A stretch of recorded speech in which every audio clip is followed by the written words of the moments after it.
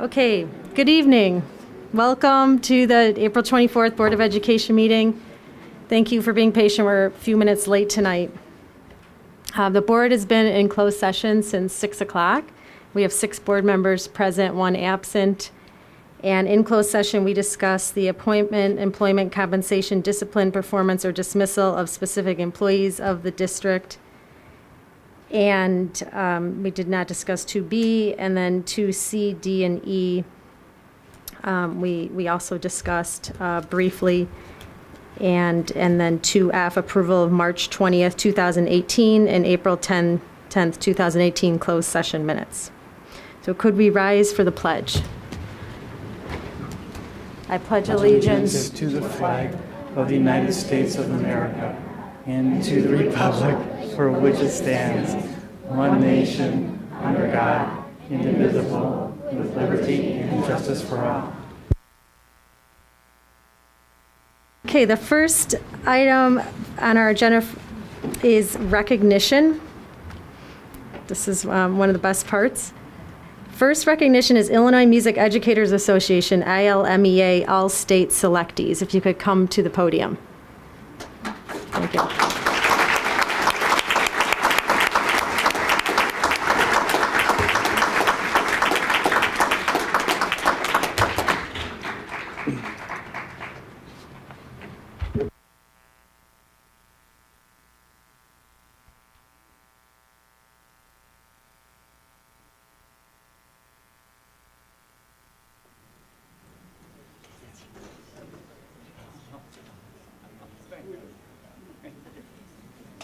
Not to read them twice. Are you going to? Yeah, I'm going to read you're this. going to do it. Yeah. Good evening. I'm Bill Riddle. I'm the department chair for the Performing Arts Department at York High School. It's my pleasure this evening to recognize and honor 15 outstanding York High School musicians who've been recognized by the state as being all-state musicians for the 2017-18 school year. The organization that's responsible for bestowing this honor is named the Illinois Music Educators Association, or ILMEA. This is no small accomplishment for a student to earn the all-state distinction. Before I get back to that, I'd also like to recognize our music faculty, performing arts faculty from York High School, Becky Marionetti, Ray Oswald, Mike Pavlik, and Chris Gemko, as well as recognize our fellow music educators from District 205 from our middle schools and elementary schools. Can we give those professionals a hand, please?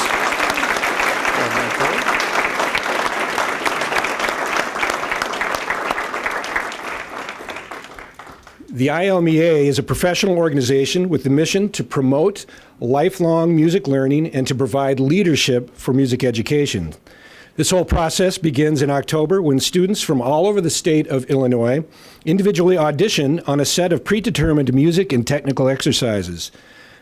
The state is divided into 9 different districts, and York High School is a member of District 1, one of the largest and most competitive districts in the state.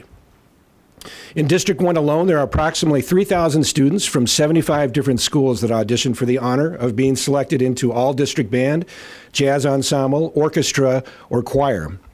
There were also students from all across the state that submitted original compositions and arrangements to be reviewed and adjudicated. This year, York High School was well represented at the District Festival with 30 of our students selected. The All-District Festival concerts were presented last November.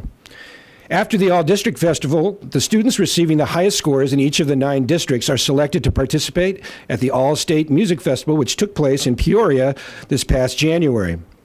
Students that were selected for all-state recognition spent 3 days in Peoria and participated in performing groups comprised of the top high school musicians from across the state. This experience culminated in a concert for that final day. Please join me in congratulating these outstanding accomplishments of these so talented 15 music students from York High School.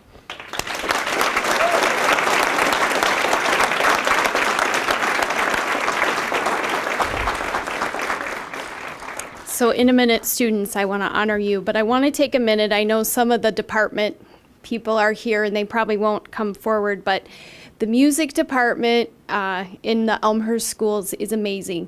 And I think if you have a student participating in music in our school district, you know how amazing it is. These people love their jobs. They work together. They bring out the best in students of all abilities.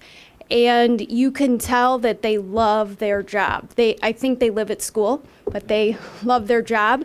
And if you haven't had the opportunity to go to an orchestra concert or a band concert or the musical or a choir concert, you should go. And you would be happy that your tax dollars are being spent there. So thank you to the department.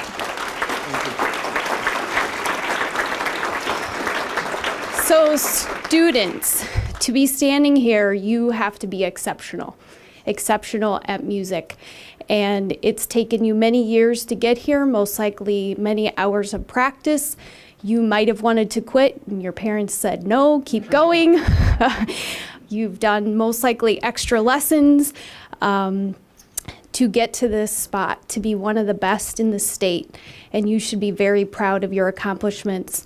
Not only are you sharing your talent with maybe your family and your school, but also with your community.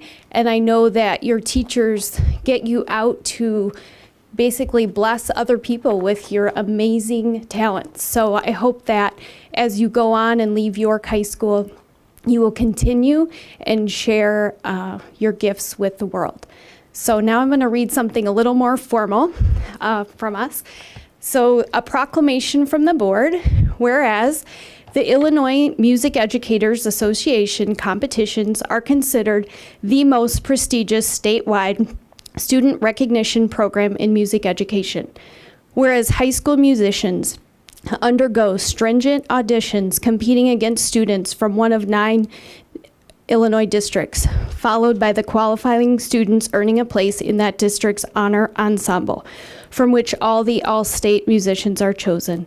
And whereas this program recognizes some of the best musicians in the state of Illinois and rewards excellence on the part of individual students while encouraging further music study and artistry.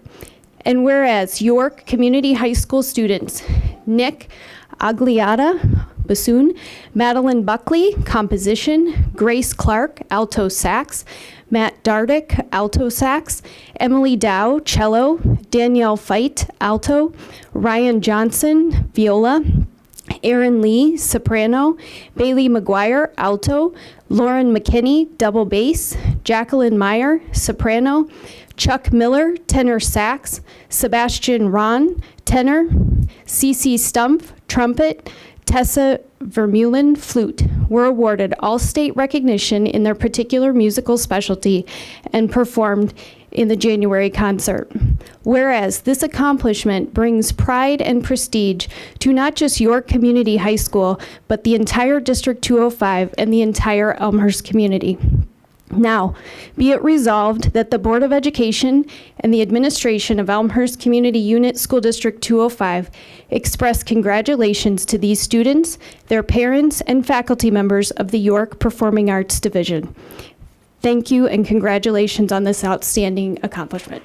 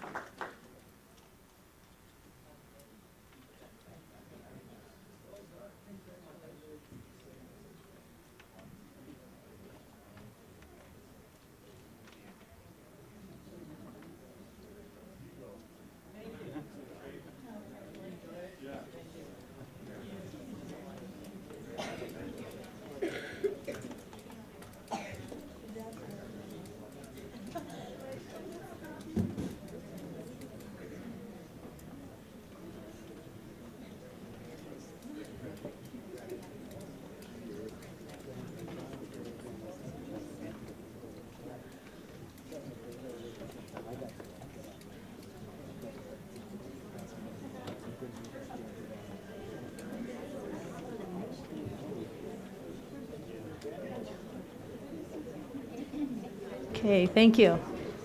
Our next recognition is mock trial team. If you could come to the podium.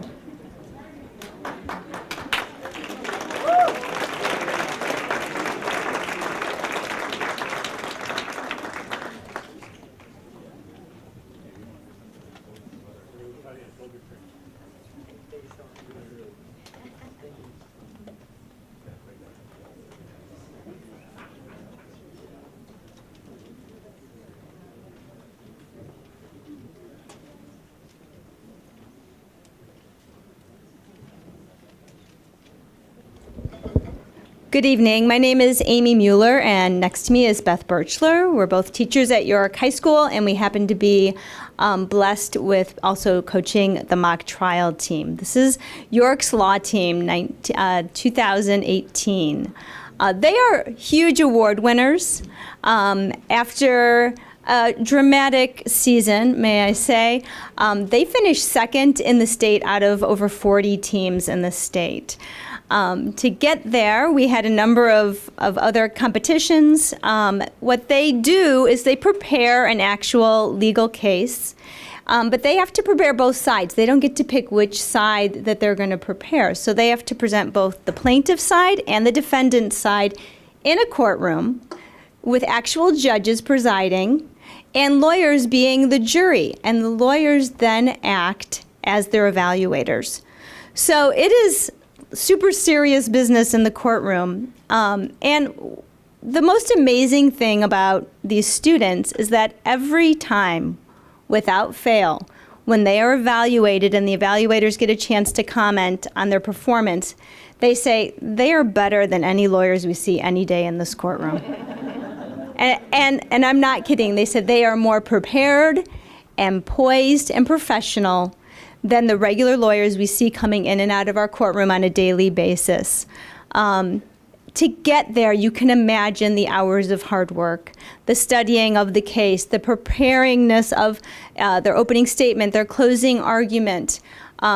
They are each extremely hardworking, dedicated, great teamwork with this group. They're super helpful to each other. They taught Elizabeth and I all sorts of things about teamwork and about the law and about, how to function as a professional in a courtroom. They were really inspirational to watch. So if you would please give it up for the 2018 second place champions.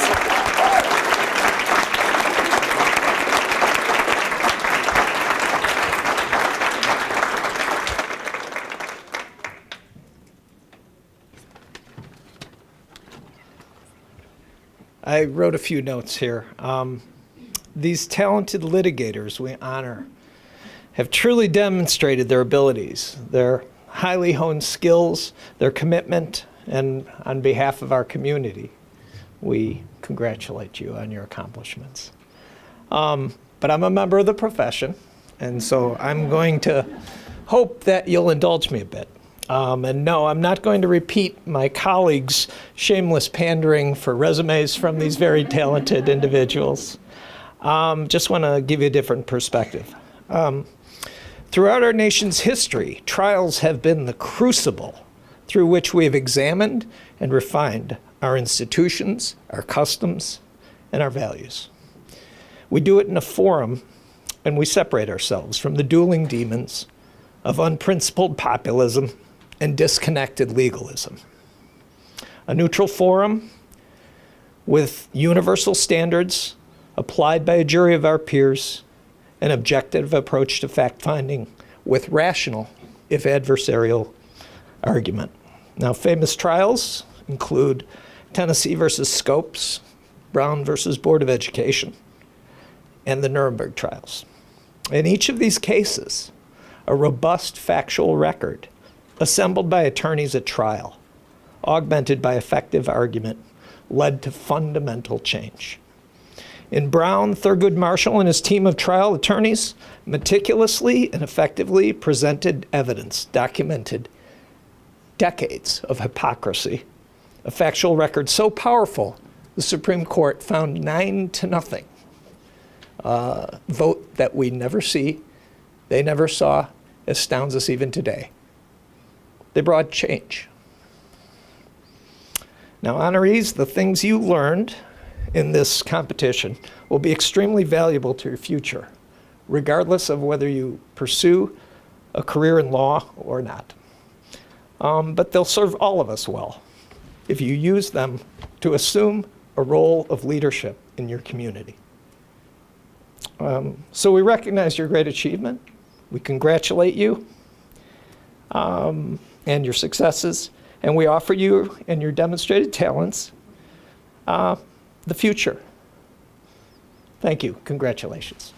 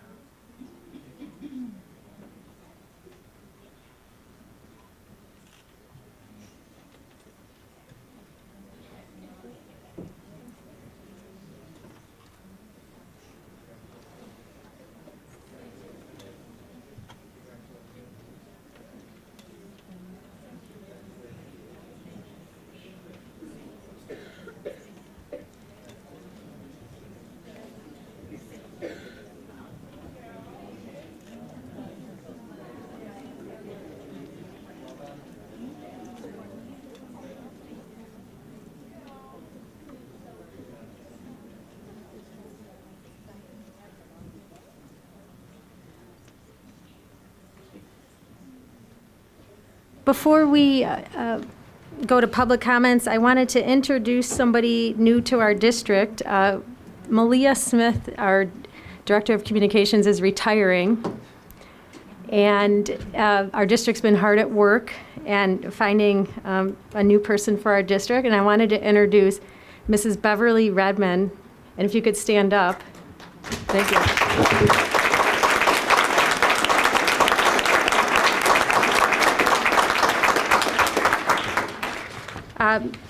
Mrs. Beverly Redmond, she's going to be starting as Executive Director of Communications and Public Relations. And we're very excited. Thank you for coming. It was great talking to you earlier this evening, and her husband also came too. Thank you for coming. We're really looking forward to you joining the district. Thanks. Okay. Next on the agenda is public comments, and we ask that you speak for up to 3 minutes.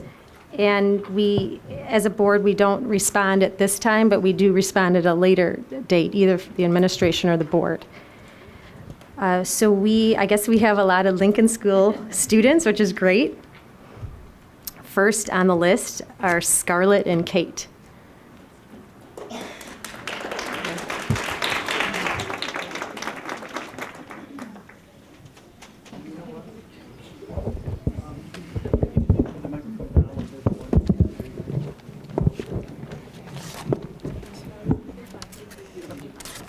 Hello, my name is Scarlett. My name is Kate. We go to Lincoln School and we are third grade students in Miss Dunn's class.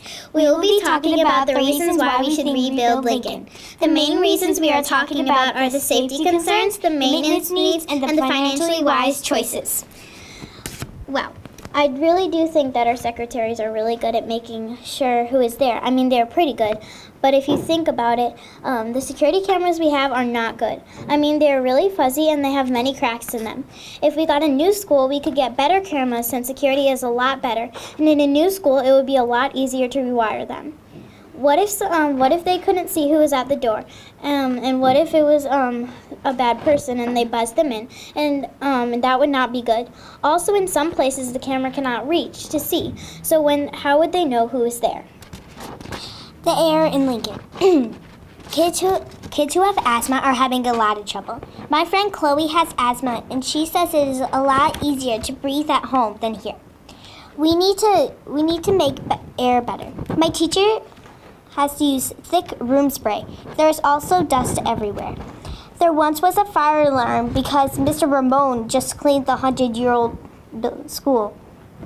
If we get a new school, we can get air purifiers, and then the air will be very fresh. Well, if you ask me, the security upgrades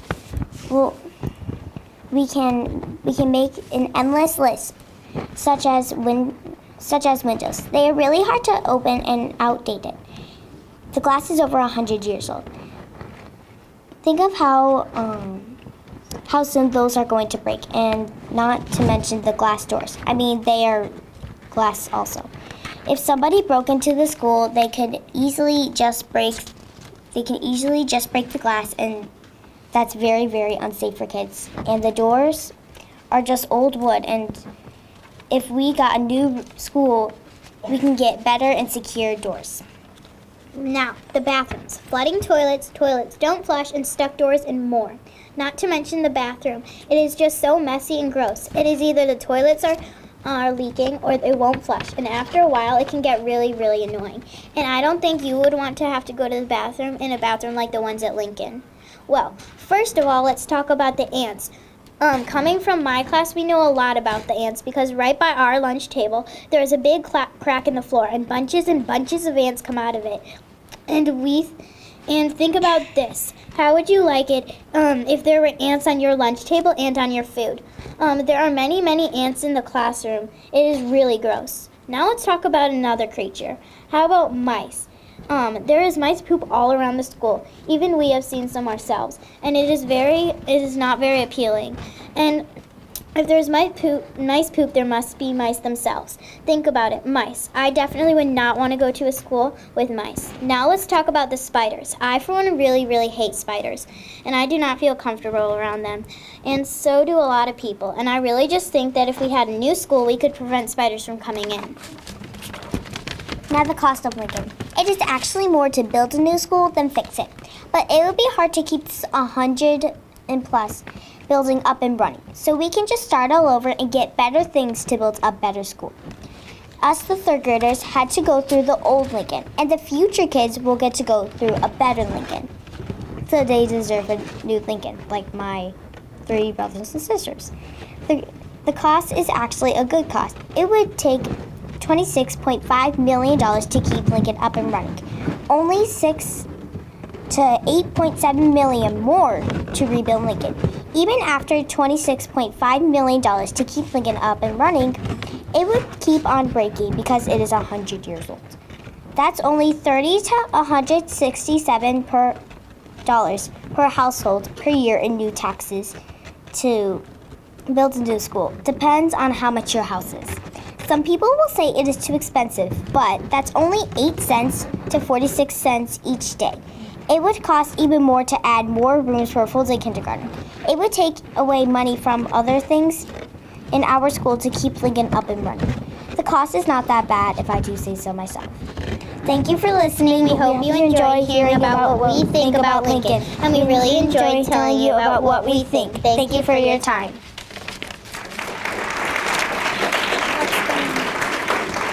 Okay, thank you. Nicholas and James.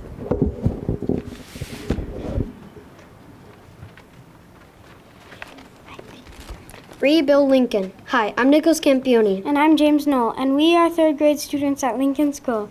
The students of Lincoln deserve a new school. We've been researching lots of stuff about building a new school. We are going to tell you some facts about safety concerns, maintenance needs, financially wise choices, and some other cool information. One of the reasons why we need better security is the front door camera. It is very fuzzy and there's dust all over the camera. For instance, let's say a man walked up to the camera and the staff can't see him and let him in. That would be very bad. One reason why we need to build a new school is the air quality. I have 2 friends in my class and they have asthma. The air is not good for them. Also, in some rooms it's very hot and some are very cold. Like the gym is cold all the time. I have a friend in Miss Barr's room and he says it's hot all the time in there. Also, there is lots of dust everywhere, and the fire alarm actually went off because of dust, and it was freezing outside that day. And one more reason why we should get better security is the other security, like the class doors and windows. Like if we had a lockdown and a man was next to a door, he could easily break the window and unlock the door. That would also be very bad. Lincoln has a lot of maintenance needs. One of the maintenance needs is bugs and animals running around the school. There are mice and ants. Some teachers have even seen cockroaches. There is also spiders and more. This is a reason of why we need a new school, because it will be easier to not let the bugs in the school, because we will start without them. The bathrooms are the worst. The toilets get clogged up a lot, and if they are not clogged up, they won't flush, and sometimes the doors to the stall won't open. That has happened to me several times, and it is not fun. A lot of things are not handicap accessible.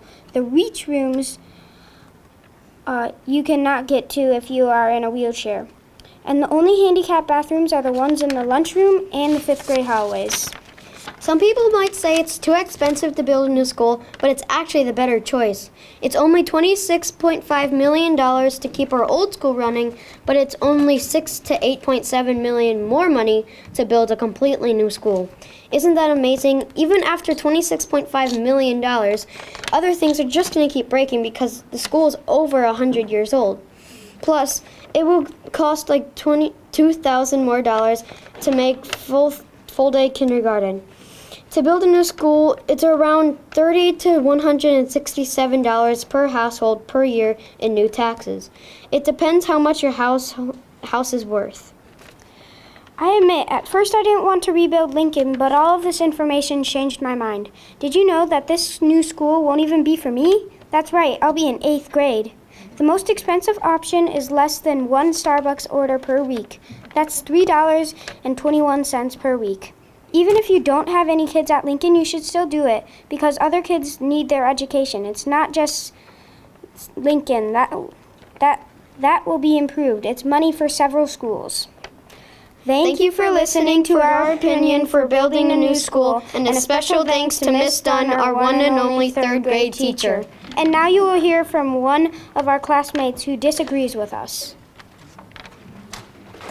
Thank you. Thank you, Toby.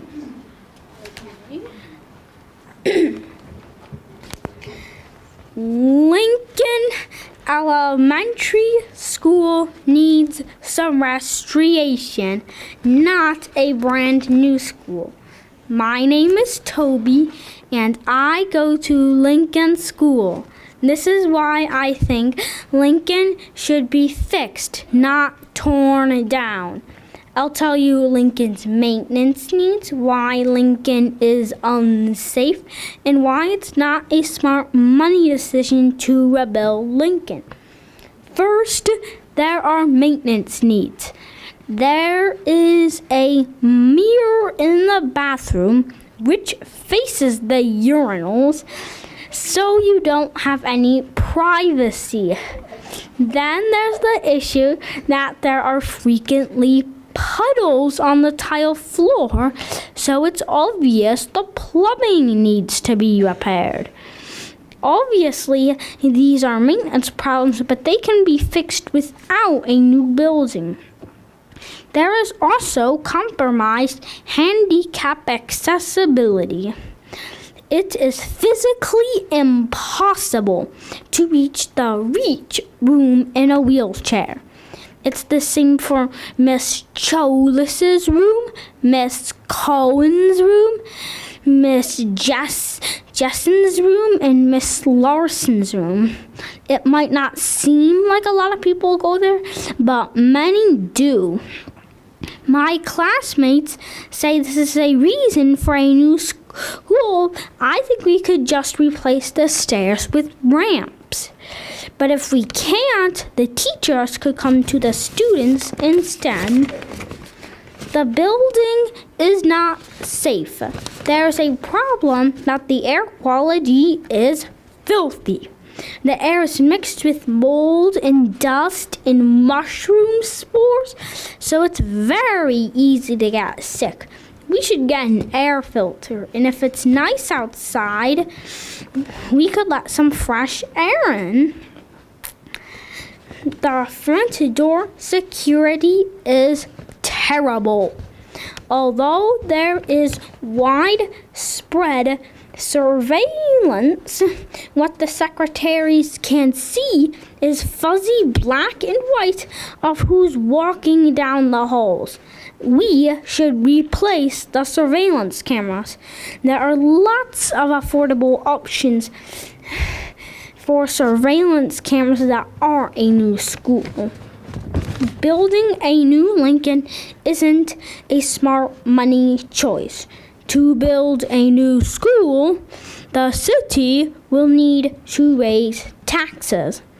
While supporters of a new school will tell you 46 cents a day in extra taxes isn't a lot of money, it could feel like a lot for some poor families in Elmhurst. Often their kids have to go to school without having breakfast. If taxes are raised, these families may not be able to stay in Elmhurst. We want all types of families to be welcome in Elmhurst, and that is why Lincoln shouldn't be rebuilt, just fixed. Thank you.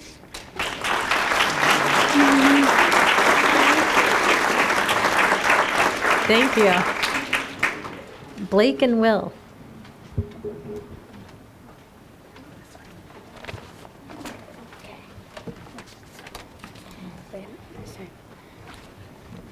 Hi, my name is Blake Zorvit. And my name is Will Huber. And we are going to tell you about why we think a new school should be built for Lincoln. We will talk about safety concerns, maintenance needs, and why a new school is a financially wise choice. Lincoln's safety concerns start with really gross air. For example, the fire alarm went on because of dust. When the air conditioners turn on, they blow dust. If we get a new school, we will have better air.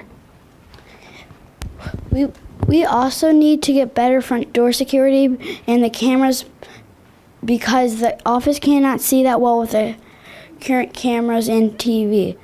People could sneak into our school as a teacher or a mystery reader, and the office would not even be able to see them. A new school would have way better cameras that could see the front door, the playground, and the field at the same time. In our school, there is stuff that is not supposed to be there, like ants, mice, cockroaches, and spiders. There are toilets that don't flush or they clog.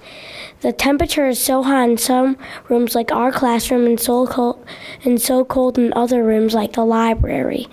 With a new school, we could get rid of most of the gross things and the rooms would be all the same temperature.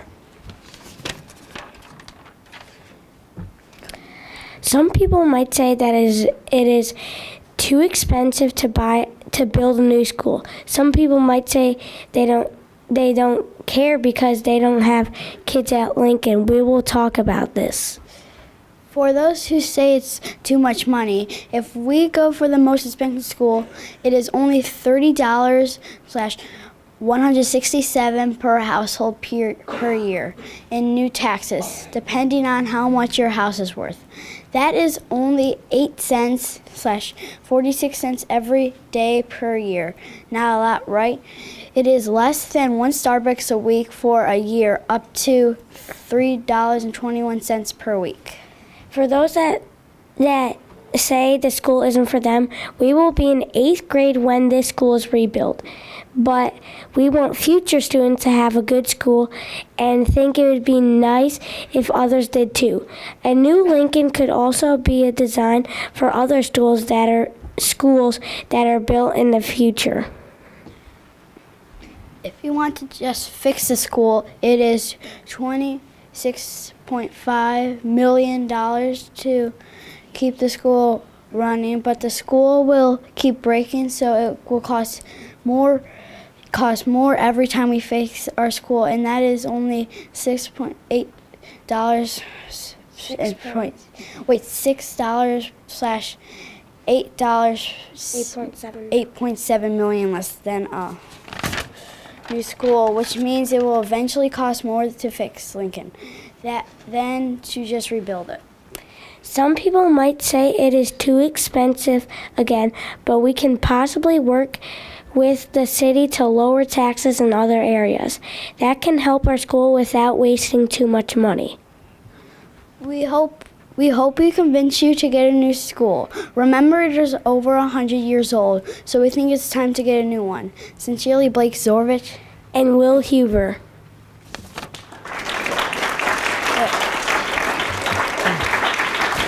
Thank you. Elsie and Avani.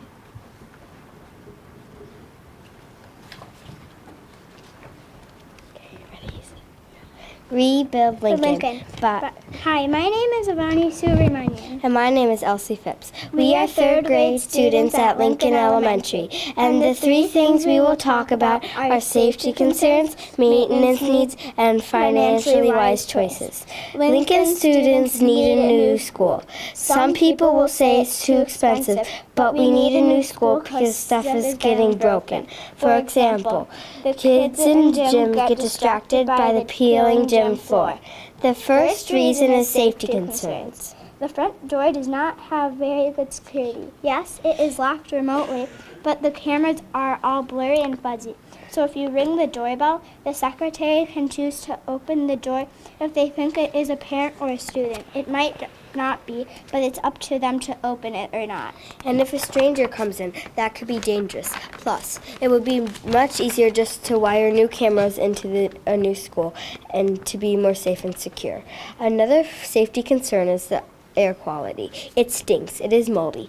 It's dusty and it's bad for breathing, especially if you have asthma like our friend Chloe Arkin. Plus, there was a fire alarm that was from dust. That was just from dust. The last safety concern is the security upgrades. One thing they should fix is the class doors. They are made out of glass, so if there's a lockdown and a robber comes, then they could break the doors, and that's dangerous. Someone could cut themselves. The next thing we want to talk about is maintenance needs. There are a lot of unwanted creatures in our school. I understand that it happens to a whole bunch of other schools with unwanted animals, but maybe with all the other bad things going on in our school, we can start fresh by building a new school. Another thing is the bathrooms. The toilets are always leaking, not flushing, and the stall doors are getting stuck a lot. If we build a new school, it will be easier to fix the toilets with the water pressure. The last thing is that if you are in a wheelchair, you can't get to all the rooms in the school because the elevator is set to 4 levels. Over the years, we kept adding on to the school and adding new levels. There's also only 2 handicap accessible bathrooms. They are by the lunchroom and in the 5th grade hall. And the third reason is financially wise choice. Some people might say it's too expensive to build a new school.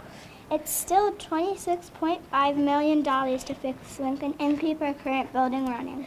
And it's only $6 to $8.7 million more dollars to rebuild Lincoln. Wow. Even after $26.5 million, other stuff will keep breaking and we will have to pay more money because the school is over 100 years old. It will only be $30 to $167 per household per year, depending on how much your house is worth. And that's only 8 cents to 46 cents each day. Cool, right? And the most expensive option is less than 1 Starbucks order per week.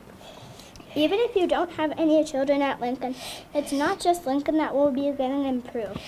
It's money for several other Elmhurst schools. This new school won't even be for us. We'll be in 8th grade by the time it opens. Here's something we want to say. At first, we personally wanted to keep fixing the school, but after we talked about these reasons with our class, we totally changed our minds. We really hope it changed your mind, too. Thank you for listening. Thank you. Natalie and Dia.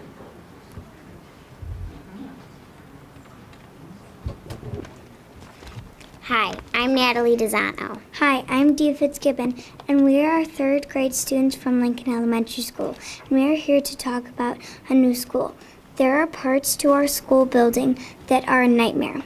And before we start, there is something we would like to bring to your attention. We will not be getting this new school. This is for future Lincoln students. We will be talking about maintenance needs, safety concerns, and financially wise choices.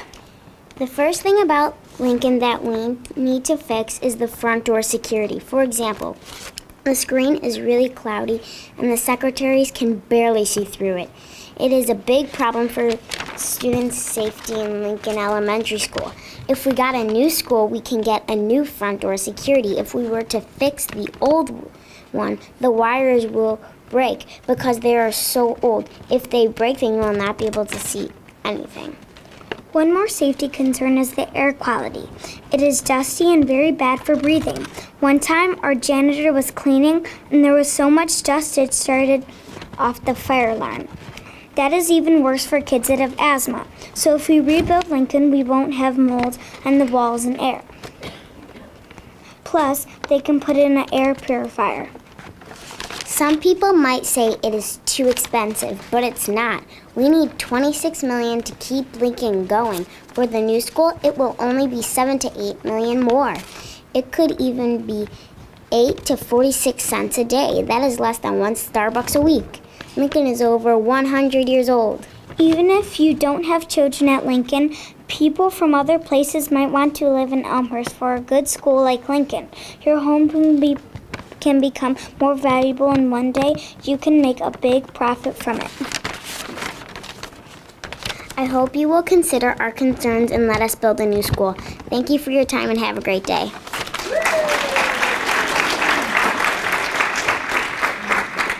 Thank you. Tyler, Ava, and Sonder.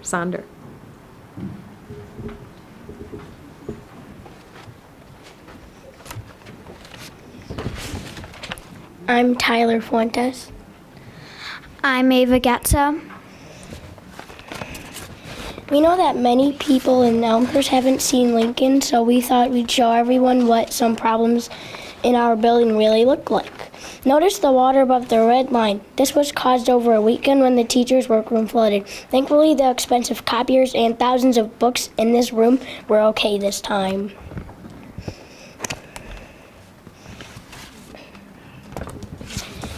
Xander? Yeah.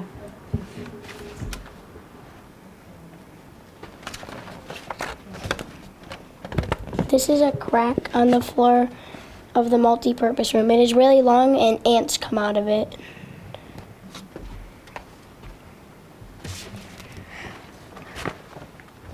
This big crack in the lunchroom is right by our table. Ants come out of this one too. Look at all the ants.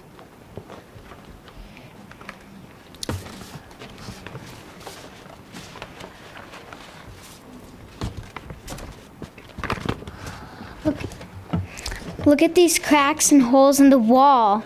They're in the lunchroom. That means we eat by them. Ew.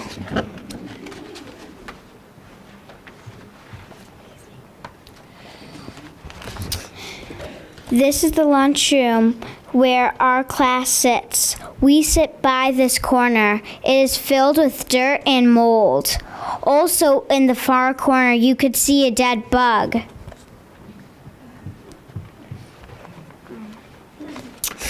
This is a huge hole in the wall. We've never actually seen anything come out of it, but something big could definitely fit.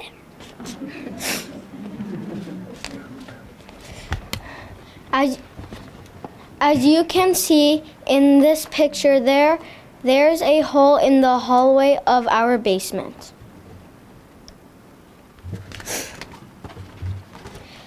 This clock is wrong, but we know it can be easily fixed. But with a new school, we can have electricity clocks. We could all have the same time.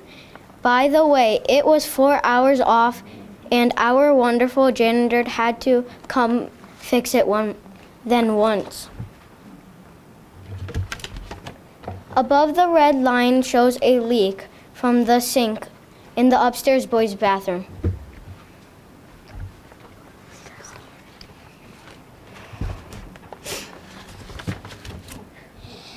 Hi. Great, hold on. Thank you for that one. Thank you, kids. Now we have Eleanor, Bryn, and Chloe. Go ahead. Hi. I am Eleanor. And yeah. Okay.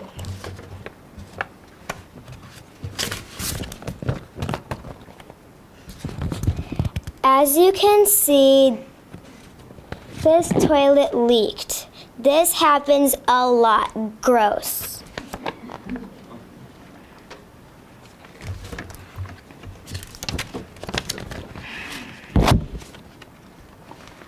A lot of kids trip on this crack. It is in the middle of the 3rd and 4th grade hallways.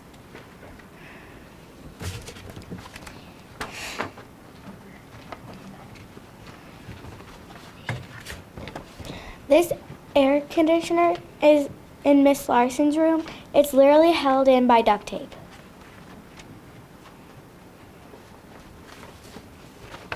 Look, another air conditioner that's held by duct tape.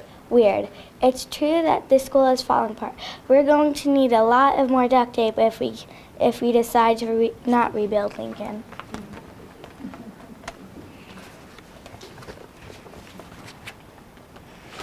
The art room has no windows. What if there was an emergency and we needed to find a different way out?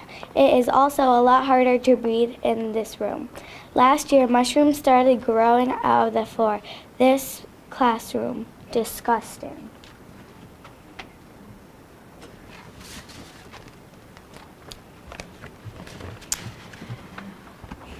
Most toilets in our building don't flush well. If more than one person tries to flush at the same time, neither toilet flushes. Yuck. The pictures show some leaks in the boiler room. Look at this big hole in the stairway. Look how big it is. It's even larger than a teacher's foot. What? And super, super deep.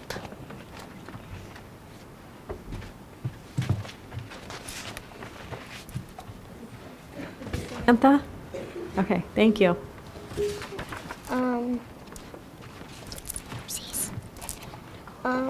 There is a big brick out of the school wall, and it looks like there is mold inside.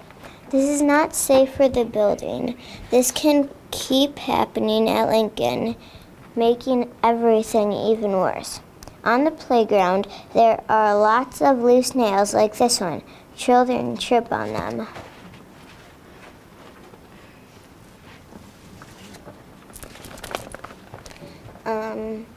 This is our playground.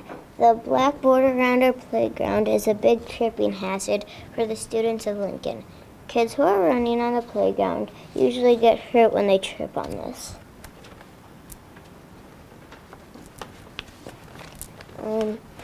Not all areas in our building are handicap accessible. This shows that some classrooms can't be reached in a wheelchair or crutches. Some of the rooms that aren't handicap accessible include the reach room, a meeting room, the speech room, the social work room, the ELL room, and the special education room. We don't think this is fair.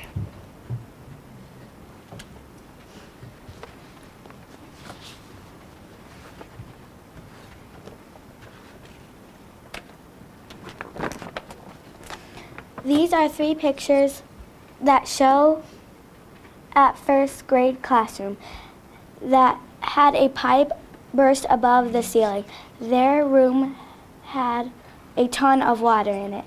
You can see the dark spots in the ceiling where the water leaked. Through the water and all above her table, ruining a lot of supplies.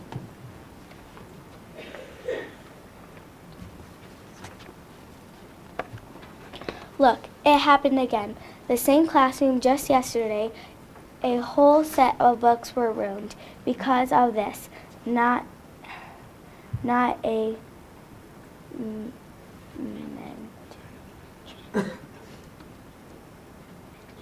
mention the other supplies that were soaked.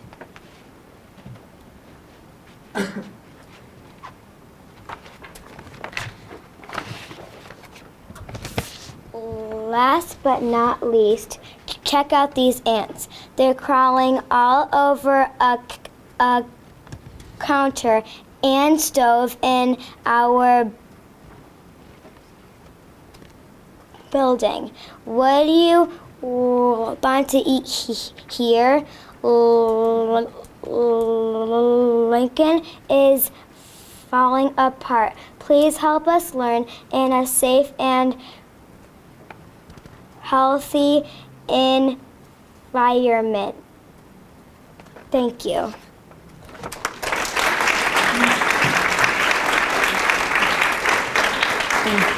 Thank you, everyone.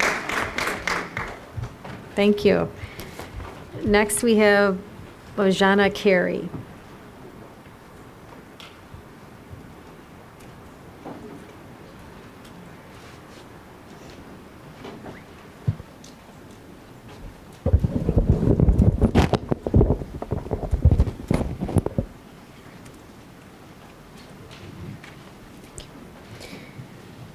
Good evening. My name is Boanna Carey. My husband and I are Elmhurst residents since 2005. We have 3 boys. They're at Edison second grade and kindergarten and 1 at Madison. We're extremely proud and happy with the education our boys are receiving thanks to the Elmhurst district teachers and staff. My goal tonight is to provide reasons to keeping 3 classrooms for next year's Edison's 3rd grade students. Here are the reasons. 1. Next year's 3rd grade Edison class size will not benefit from the master facility plan process.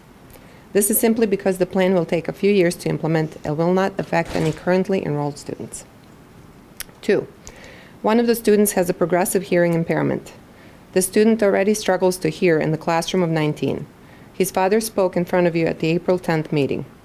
From Hari's study, deafness ranks as the second worst out of 256 effect sizes with a value of negative 0.61. 3. Edison has the smallest number of students in the district and does not have the same flexibility to effectively achieve the class size targets as bigger schools do. More details and rationale are available in the research titled Academic Return on Investment by District Management Council, specifically chapters 19 and 47. 4. Quality of teaching is at risk. This year, Edison's third grade teachers have 22 students per classroom. Next year, they will increase to 28 and 29 students each. There have been numerous references to Hari's study, including the conclusion that classroom size does not affect teaching quality. But Hari's effect size research only shows what happens when class size goes from large to small without changing teaching style. Per Hari's study, the effect size of going from small, 15 to 20, to large, 25 to 30 classroom size, like what's happening at Edison now, is actually negative. As an example, Hari's study shows that when the same teaching style is applied to a lecture hall of 100 students and then again to a class of 15, there is a very small increase in quality of teaching. The benefit only arises when the teaching style is adjusted to the smaller class. To summarize, we are already getting the benefit of a smaller class size, and moving to a larger class size would produce a negative effect. 5. We're at risk of losing teachers. Our teachers are outstanding, but we have to make sure that they're given the proper time and space with the students to show their excellence and fulfill their mission. They also need the freedom to speak up without judgment. This is how we will retain these excellent teachers and make sure our kids are challenged to their full potential. In summary, both parents and the 205 district have the same goal of smaller class sizes in Elmhurst schools. We will get there soon, but in the meantime, please help us bridge the gap. Please maintain 3 classrooms for Edison's third grade. Thank you.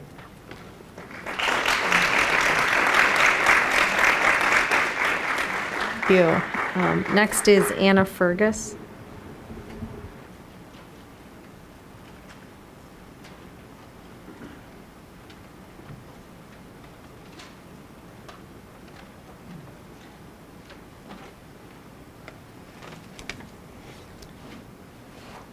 Good evening. My name is Anna Fergus, and I am the mother of 3 children, 2 of which are currently students at Lincoln. I am here to ask that the master facility plan be reworked to not include boundary changes proposed in the Cropper study, which clearly seem to be a major part of the master facility plan, the MFP. I'm here because I want to support the MFP that is put to vote. I believe our children deserve the proposed improvements to their schools, even though some of them, or even all of them, my children may not actually directly enjoy. Our schools need renovations, or in Lincoln's case, complete rebuilding. You heard that tonight. We need smaller class sizes. People want full-day kindergarten. I am not here to dispute those points. I do want to make this board aware of what many people will dispute. We are not okay with losing our neighborhood schools, which is We are not okay with losing those neighborhood schools or with inconsistent information regarding the grandfathering into former boundaries. It seems that the MFP is dependent on these proposed boundary shifts. My family is less than 1 mile to Lincoln, our neighborhood school, yet the affected families currently walking and biking to school, the proposed boundary shifts increase the distance to over 1.5 miles for many of them. They also tack 2 busy streets onto the route, as well as a set of railroad tracks that zigzag across York High School traffic. The consequences of the new traffic pattern will be far-reaching. They will inevitably include challenges to safety, punctuality, and teaching children to travel independently when they are ready. Even if we are offered a bus, there are bigger issues that will be unsuccessfully remedied.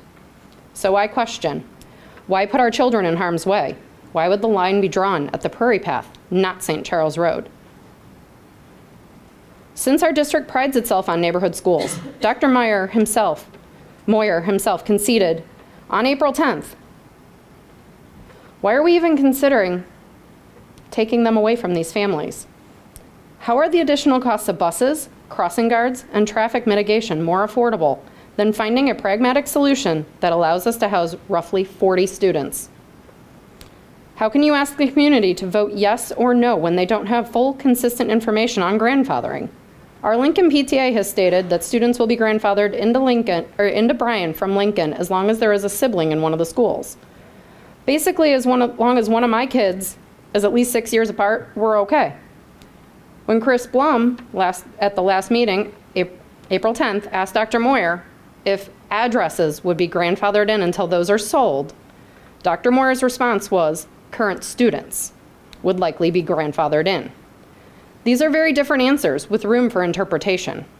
Students at Lincoln are already being asked about their thoughts on having the new school, as you heard. Should I tell my third grader that the cost might be attending Sandburg, where he will know no one? We ask this board to spell this out in black and white. To this end, please consider the following. If in fact boundary changes are pertinent to define this, then we need this grandfathering defined. Not doing so undervalues the transparency this board claims to prioritize. Do not push for November. Pause. Plan. Present something that is likely to secure a yes vote. We're willing to look at different cost options. We want to. But we need to understand what it is we are paying for. Ideally, please try to present some version of an MFP with 0 boundary changes, but options for those full-day kindergarten rooms, as well as a realistic accommodation for the current and projected needs of the student populations.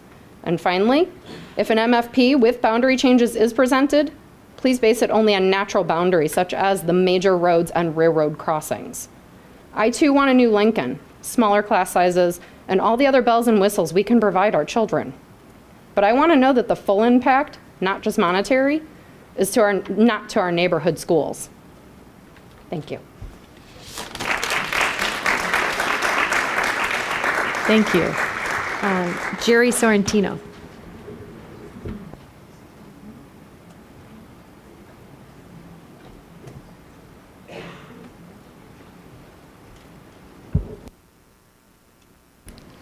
Hi, I'm Jerry Sorrentino. I am a parent, a teacher, a community member, and tonight I'm speaking to you as a foundation board member. The District 205 Foundation is dedicated to innovations in education and the advancement of excellence in all Elmhurst public schools.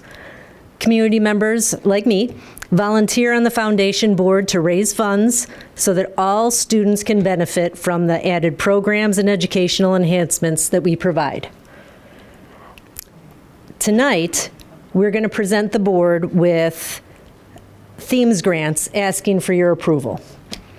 The Themes Grant is named in memory of Dr. Russell Themes, our past superintendent, who recognized the need to provide opportunities for students beyond what's possible through our tax dollars. For 18 years, nearly $1.6 million in Themes Grants have been awarded by the foundation. In addition to funding Themes Grants, though, the foundation funds a Study Skill Academy, where students in grades 3 through 8 can get additional assistance outside of the classroom by teachers.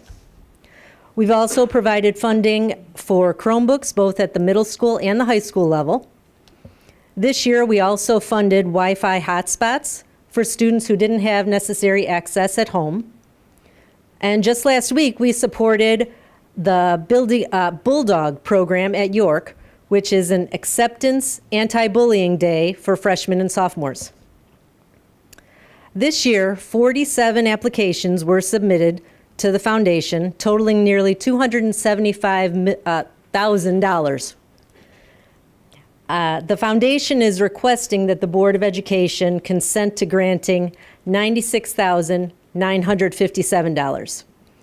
In doing so, each school, grades K through 12, will receive some grant funding this year. Some grants were written by multiple schools for enhancing libraries, art, music, and PE. Many others, though, were written by individual teachers or principals who are passionate about finding innovative items that will motivate their classroom. They want to provide an inviting and comfortable classroom environment or school environment to achieve the most successful learning and facilitate best practices. As you may recall, the foundation was instrumental in funding 3 model classrooms throughout the district a few years ago, and now other teachers are striving to create parts of these learning spaces. In fact, this year, 25% of our grants were for 21st century model classroom components. The foundation seeks funding approval for about $15,000 in those grants. In addition, Dr. Henderson joined us at the grant selection meeting, and she has agreed to include funding for 5 grants out of the learning and teaching budget.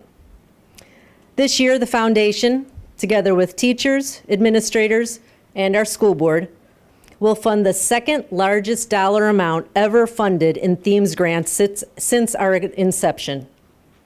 Thank you to the Board of Ed for hopefully approving the foundation's funding of these innovative grants. And just a little plug, community members can be part of the foundation by volunteering, making a donation, or participating in our fundraising efforts, such as in December, our neighborhood yard trees, the foundation gala in February, which is our largest fundraiser, and Top Pizza, A Taste of Elmhurst, which is coming up this Thursday at York High School. Please check out the foundation's webpage for more details and pictures of all of our fundraising efforts, and please become part of this valuable community and school asset. Thank you. Thank you. Okay, we've finished public comments.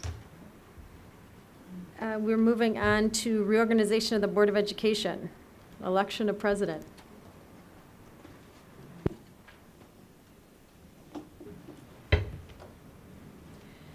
All right, I am going to ask for a nomination for president.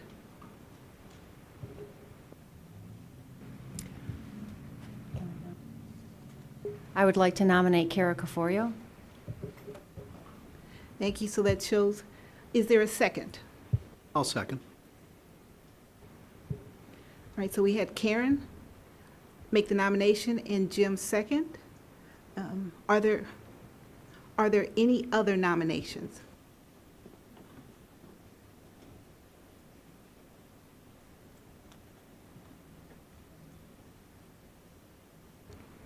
All right, seeing that there's none, I'd like to move forward and ask for a vote for the board to approve the nomination. It can be a voice vote. So all in favor of Kara Caforio as our president for this year, please respond with yes. All right. I will, thank you. I'm getting a lot of help up here. So that was 5 yes, 1 absent. 6 yes, I apologize. 6 yes and 1 absent. So that is Kara is our new president for this upcoming year. Welcome.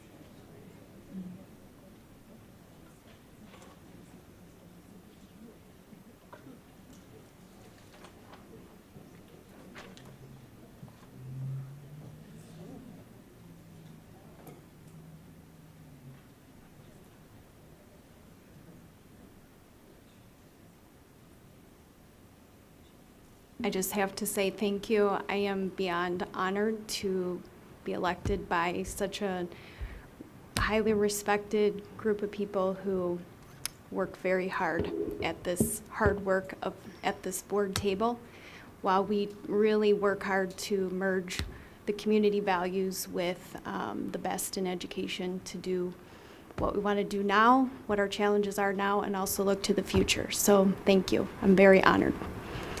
So moving on, I need to ask for, is there a nomination for the office of Vice President? I nominate Margaret Harrell. Is there a second? I'll second. Are there any other nominations? Okay, we'll take a voice vote. All in favor of Margaret being Vice President? Aye. Aye. Opposed? All right. 6 yeses, no nays, 1 absent. Margaret is Vice President again. Thank you. And next, nomination of Secretary.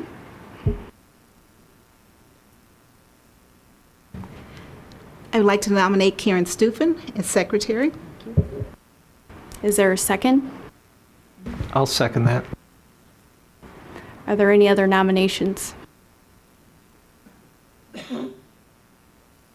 Okay, all in favor of Karen Stufen being Secretary, please say aye. Aye. Opposed? 6 ayes, no opposed, 1 absent. Congratulations, Karen, you're Secretary. Okay, the last item in the reorganization is to just approve next year's meeting schedule. Runs pretty much as it has in previous years, other than there are now 2 meetings in November.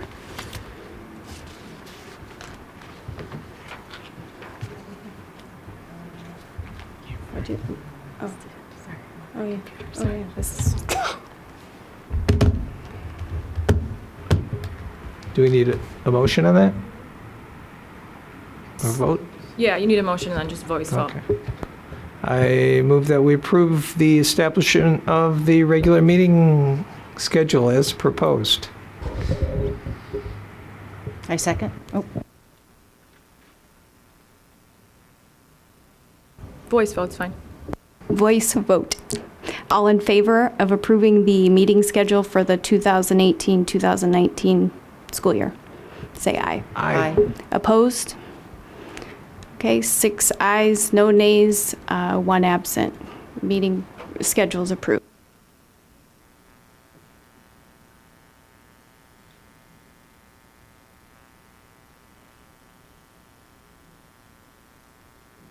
The next is the board committee appointments.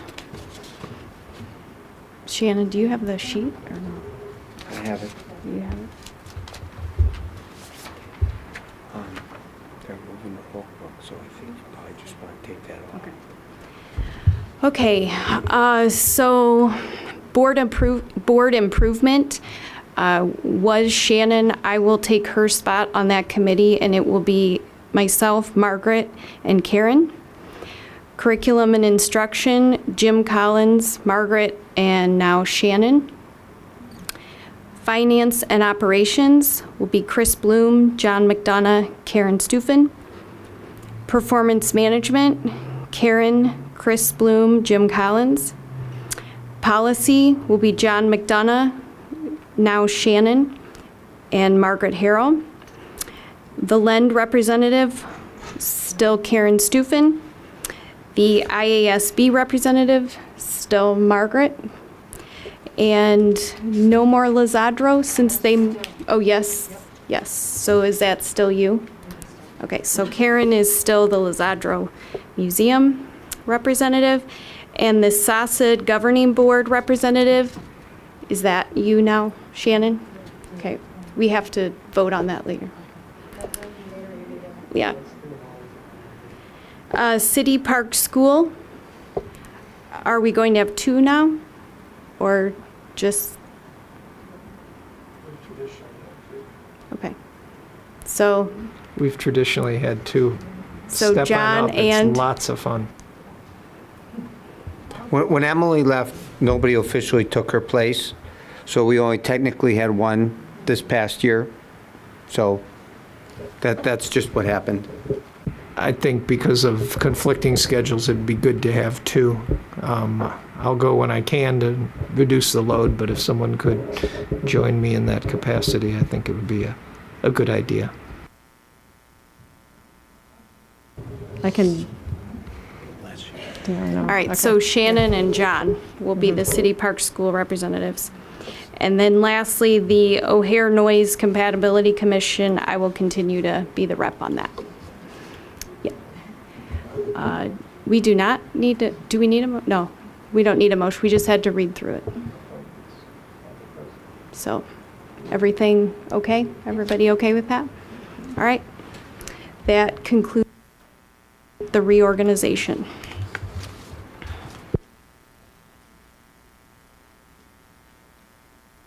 So, reports and presentations, I guess. Okay, so the first one, we have White & Company here. We took some feedback from the community advisory team and the board over the past couple weeks, several weeks, month, and tried to take a lot of the information that we have accumulated over time and condense it into some ways that would be manageable for people to understand and to start to give the board and the community some specific scenarios to begin to register in on.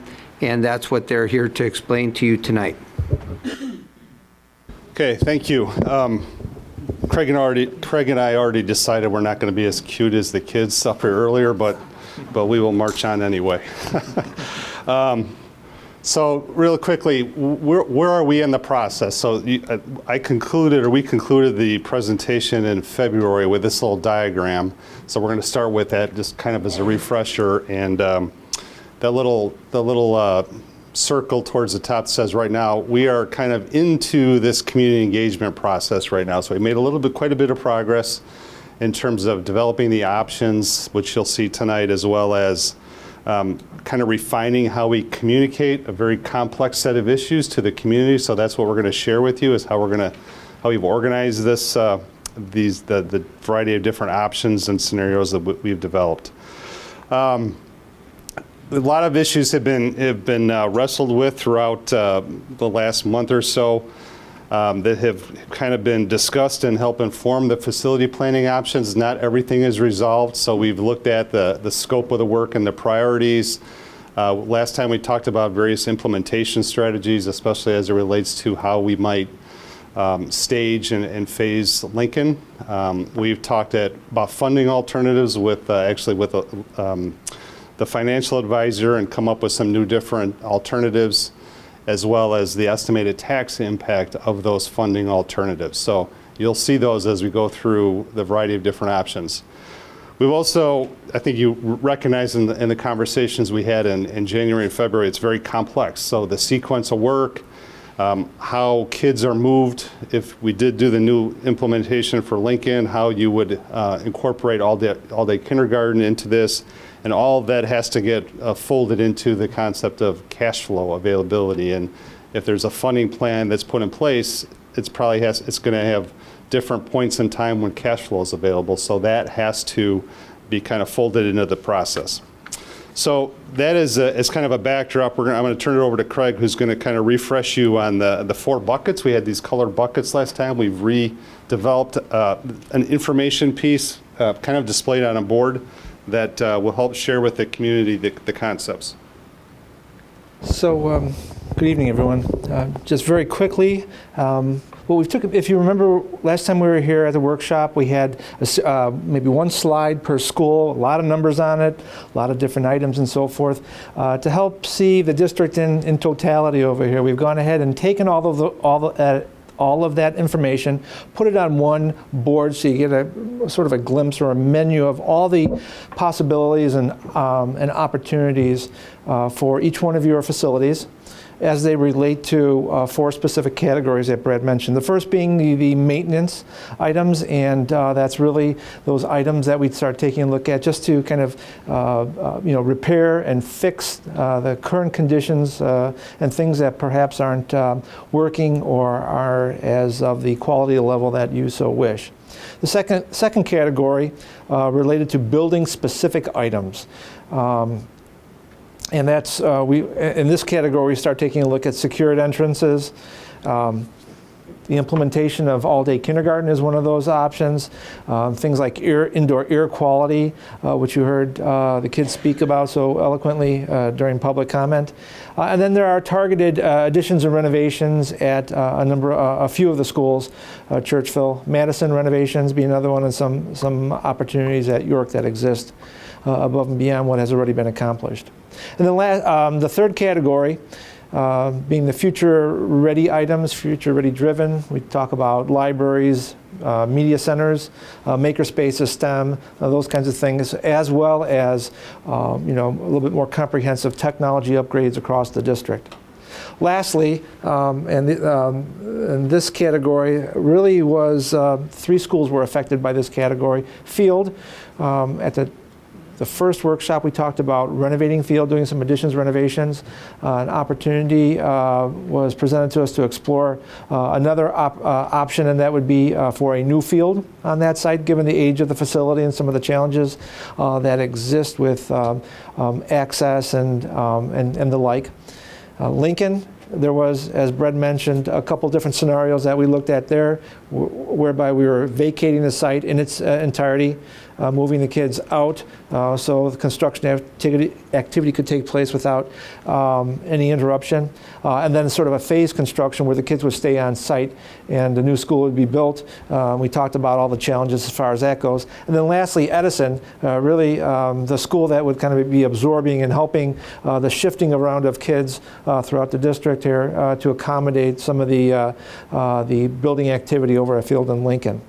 So those are the 4 categories. As a kind of a guiding principle or overarching theme for all of this was the idea of facility parity.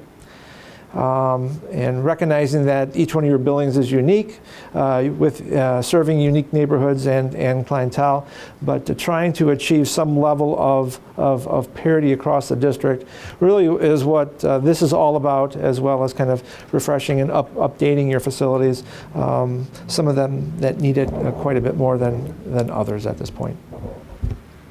Okay, so we're going to take that board of all the needs, all the cost estimates that have developed with ICI. I should recognize Terry Fielden from ICI who's been involved. So as we begin to kind of lay out these lots of different scenarios, we've kind of created 2 categories, so to speak. We have a series of scenarios which we call treading water. We're making do, we're kind of making basic building improvements and repairs, and then another set of scenarios which are really more focused on the long term and the future ready focus, and we call that moving forward. So we kind of went with the swimming concept for a while. So we have 4 different scenarios. Each one has an A and a B. Okay, and there's some important nuances between those, the A and the B, in each of those 4 scenarios. So, 8 different kind of scenarios in totality. So the first scenario is really all about maintenance and repair, and the A and the B is whether you use existing funds or request support from the community for a bond issuance. That's only the major difference. It's the same general scope of work, and you'll see as we walk through that. The second scenario, which we call 2A and 2B, is really that same maintenance issues, but also adding the secured entrances, main office renovations, and the air conditioning. As well as in 2B, on top of those changes, we also add the district-wide technology infrastructure as well as an addition and renovation onto Lincoln, not the new Lincoln. It's when you get to the next stage where you begin moving forward to take a longer-term view. And you have option 3A and 3B. They're very similar. So we have all the work that's previously included, and I'm going to walk through each one of these things again in a little bit more detail. All the future-ready work with all-day kindergarten plus the new Lincoln. And then when you get over to option 3B, same scope of work, we include the new field in that scenario as well. And then towards the right side of the screen, options 4A and 4B is when you get really comprehensive, including the Lincoln and the field in the 2 different scenarios. So that's kind of the big picture. So as we move through this screen in a little bit more detail, left to right, you can imagine small scope that continually grows bigger, the cost estimates along with that grows bigger, and the tax impact as well. But also the scope and the impact on students and for generations is going to be significant. So Let me back up here and describe this in a little bit more detail. All the information on these slides is incorporated into this board. So option 1A, purely just maintenance and repair. That's all the building maintenance it needs to address the current maintenance schedule. You can see over in the bottom right, we have the little cost estimate graphic, proposed budget for this, proposed cost estimate, $26.1 million. That's not new information. Doing that would have an annual tax impact of a reduction on a $500,000 home, an estimated annual tax impact of about $800 a year. Option 1B, as I mentioned, is a little bit different. That's the same scope of work, just issuing bonds in lieu of using existing operating resources. Same cost. The estimated annual tax impact on a $500,000 home would drop to about a reduction of $363. Okay, so that's just basically doing maintenance and repairs on the existing buildings. As I move to option 2A, we do that same building maintenance, and then we add in, as I mentioned, the secured entrances and maid offices at Bryan, Sandburg, Churchville, Field, Jackson, and Jefferson. So that creates those schools in the same level, establishes the same level of parity in terms of the secured entrances, as well as adding air conditioning at Jackson and Jefferson. The cost estimate proposed budget for that would be $55.4 million, with still a reduction in tax on a $500,000 home of now we would be reducing estimated $273 on that home tax bill. Spin-off of option 2B, again, same scope of work. Now we're adding in the district-wide technology enhancements. That's all the improvements to the kind of the infrastructure. We're not talking about computers and devices necessarily. This is not things that kids are using as part of their learning process, but it's all the background and equipment and infrastructure necessary to support instructional technology. And then adding in the roughly $26.5 million cost estimate for the addition and renovation option at Lincoln. And just kind of as a refresher, this is the slide you saw previously. So that was my intro, but just to let you know where those numbers came from, what the kids were quoting, by the way, kind of interesting. If this was the slide that we used to explain what happened, there was the question that you asked, what happens if we keep Lincoln in place? So breaking down all the work that needs to happen at Lincoln, if we were to keep it standing and not build new, you're looking at a minimum of $4.2 million worth of maintenance work. That's just fixing the cracks that all the ants are coming through and all that stuff. Building specific items, now you start taking a look at, renovating the space in its entirety, rethinking the security entrance, all the accessibility issues between all the different levels and all that, try to find a sort of a happy conclusion to that, which is going to be difficult. And you can see it's reflected in the cost there at $18.1 million. And then lastly, the idea of future-ready improvements, getting the kids out of the basement, eating out of the basement, getting your library out of that lower level, creating some measure of small additions and so forth, about $4.2 million, totaling up to that 26.5. What you're left with, if you remember though, just as a reminder, you're left with a 105-year-old building that really you're going to have to be continually putting some additional money into. So kind of picking up where we were, that's option 2B. And the cost estimate for that is about $82.7 million. And then the impact on a $500,000 home is estimated to be a reduction of $201 on the tax bill. Okay, so that's the treading water. We're just kind of making do, or maintenance, nominal improvements throughout the district. It's when we get to the other side of the swimming lane, so to speak, that we begin to make these long-term improvements and start to look at some of the future-ready issues. So we still have all the stuff we've talked about: building maintenance, secured entrances, air conditioning, the district-wide technology infrastructure. We've now incorporated a lot of the future-ready learning environments at the elementary and middle school level. We've incorporated all-day kindergarten. We've incorporated a solution to accommodate those, as well as improvements at York High School for the auditorium, the business incubator classroom, as well as the manufacturing lab spaces that are needed. In addition to that, we have the new Lincoln. We have some of these comprehensive improvements that we've talked about. The new Lincoln, if you remember the last one, it was an addition repair. When you get over to the other side of the screen here, it's now the new Lincoln. The long-term addition and renovation at Field, the full addition and renovation at Edison School. Those are the two, or those are the three comprehensive improvements. And then Brian has already got the secured entrances and main office renovation previously. Now we adding the 2 classroom addition to that mix to address some of the school capacity and enrollment issues. So pretty comprehensive solution. Again, it uses the long-term addition and renovation at Field that we talked about the last time. Cost impact, or proposed budget, is $144.3 million with an average estimated annual tax impact on a $500,000 home of about $51. If I take that 3A and 3B and decide at Field to replace the building, as we talked about, instead of addition and renovation, same scope. Everything else is the same we've just talked about. We now have built a new field instead.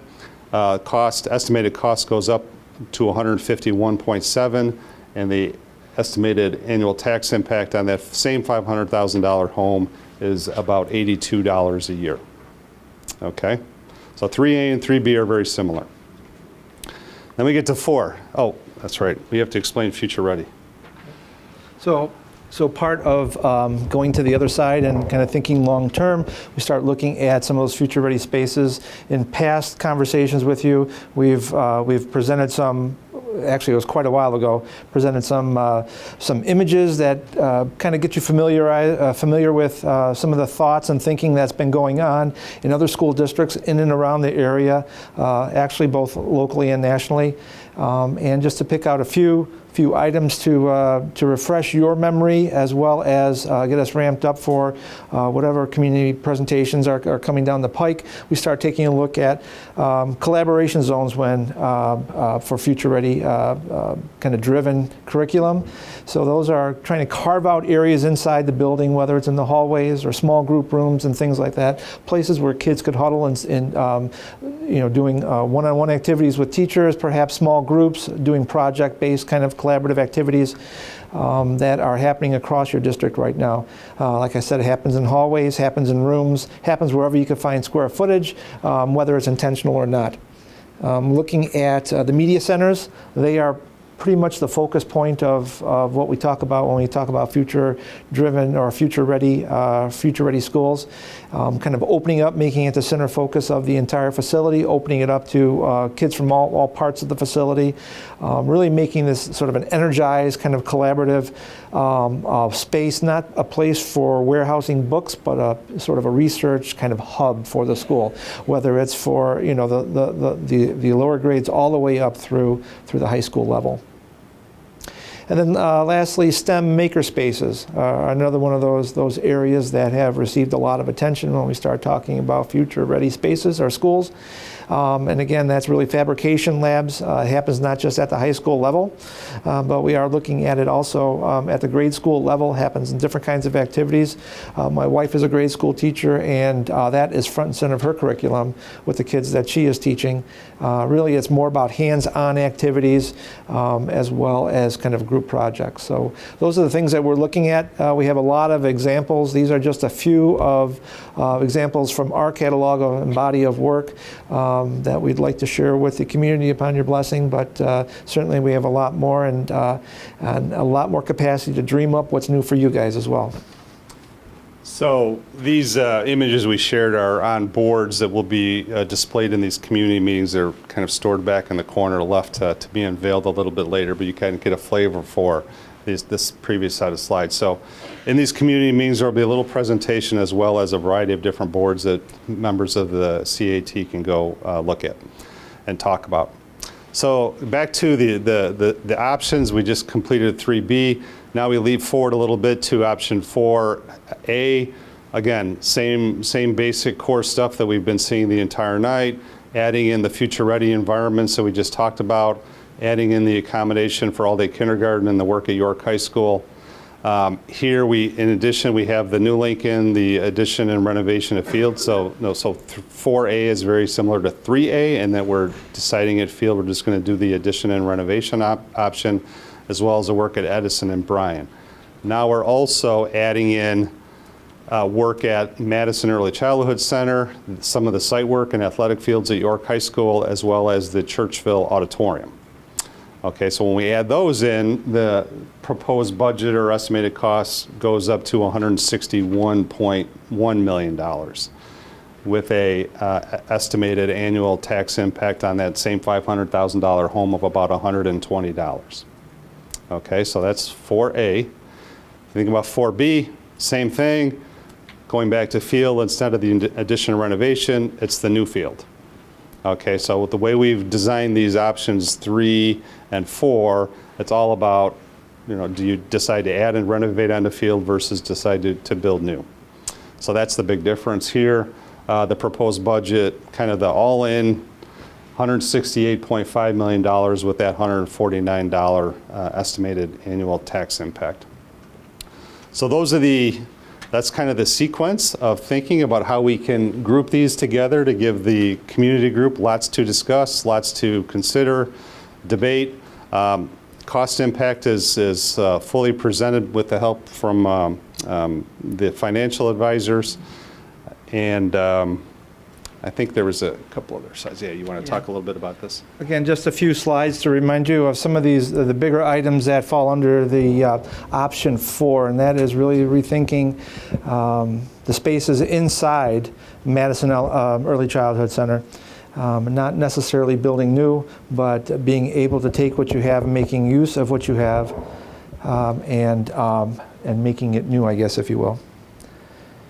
Churchville Middle School, there's a lot of different ways we can skin that cat in terms of the auditorium, whether it's open to other spaces, like on the left image over here, to a stage or auditorium kind of setting, kind of start blending these spaces, making something a little bit more casual or formal, as are the two images on the right. And then lastly, the York High School auditorium, just kind of finishing what you started back when you did the improvements several years ago at that school with some of the infrastructure, and that'd be the riggings and the lighting and things of that nature being probably the most prominent items that we would take a look at under this category. But that would kind of round out the work over at that, especially for these kids that you're just awarding over here. Wouldn't that be great to create a space for them that's befitting of their talents? That's great. So we've presented this tonight using kind of this done in PowerPoint format, because we think that's the right venue for this group. Whether we meet with a community group and it's individual 11 by 17s or different kind of media to help them debate and discuss, but we thought for this that would be the most simple way to sequence both the scope of work as well as the discussion about money, which is always the most important thing. So that's the overall summary. Again, two really different lanes, so to speak, the treading water versus the moving forward. And with that, we'll turn it over to you for any comments or suggestions you might have for us and the rest of the team getting ready for possible community engagement.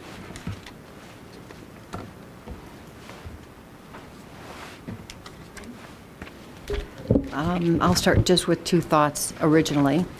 Thanks for saying treading water. That's actually polite, I think, because treading water means that, you might not sink, but, the reality is, we put this off, and we haven't put it off. The point is that, the economy hit in 2008. You typically do a referendum every 5 to 7 years, has been what I was always told from people who have been on boards for decades, and that the last time was 06, and it's 2018. So I just really want to highlight that. I'd love it if it really were treading water, and that's what we have been trying to do, but if we as a community don't do anything here, as a community member, I just really want to say that it's being kind saying treading water. Yeah, you can only tread water for so long. And we've been treading water. Right. So I really, really again wanted to thank the community for bringing this to to us and saying, let's look at a comprehensive plan. We want to move the district forward from an educational standpoint, but you also have to look at all the pieces. And this is one critical piece. You heard from the kids about the buildings. So I know this is a big discussion. So that's the first thing. Second is from the standpoint of, it is a community that talks about neighborhood schools. And I know that we have neighborhood schools based on lines that were drawn a long time ago. And we're landlocked, and we have one of the most major railroad, safety considerations. We know that from not only what we're hearing about whether you're going to change or shift a line to try to get class size equitable here in a most effective, cost-efficient way. We know that from busing, et cetera. So the big question, and I'm sorry I didn't prepare you for this, but this is really a big question that I've had based on the feedback that we've been getting from the community, is how do you shift some of these plans and help the community and us understand what does it look like if you keep the boundaries the way that they are? What do we have to do to really get everything that everybody wants? Is it possible, to keep neighborhood schools so the boundaries stay the same? Make it, these are big ticket items, but it's necessary, I know. But at the same time, to make sure that we are fiduciary on behalf of the community and its education system. Well, I think at least for the facility part of that, as architects, anything's possible. We can go through lots of different options and reanalyze and come up with solutions. If the board or the community group says, hey, we want to do all this or some portion of this, but we want these parameters around it, we'll work on that. We can't work through all those parameters now. I think that's the purpose and the intent of going through this community's process, is to get that feedback so that we can refine the plan and take it forward. So I would never say no, but they all come with implications and cost changes.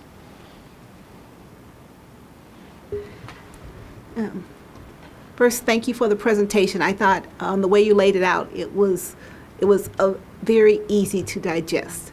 Now, mind you, I've seen it multiple times, but I really like the way it was laid out. Two questions here.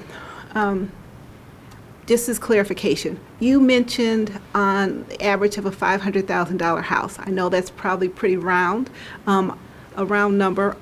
Is it a correct assumption that it would be proportional if it was the house costs more or less? Is that a correct assumption? I can't answer that.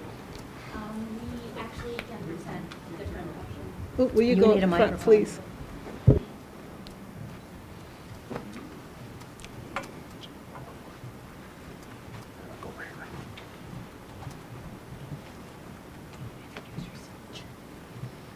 Hi, good evening. I'm Paula Arnedo from Raymond James. So we can definitely present different options per, say, 300,000 home and 750,000 home. So there's going to be a proportional change of like tax impact per home.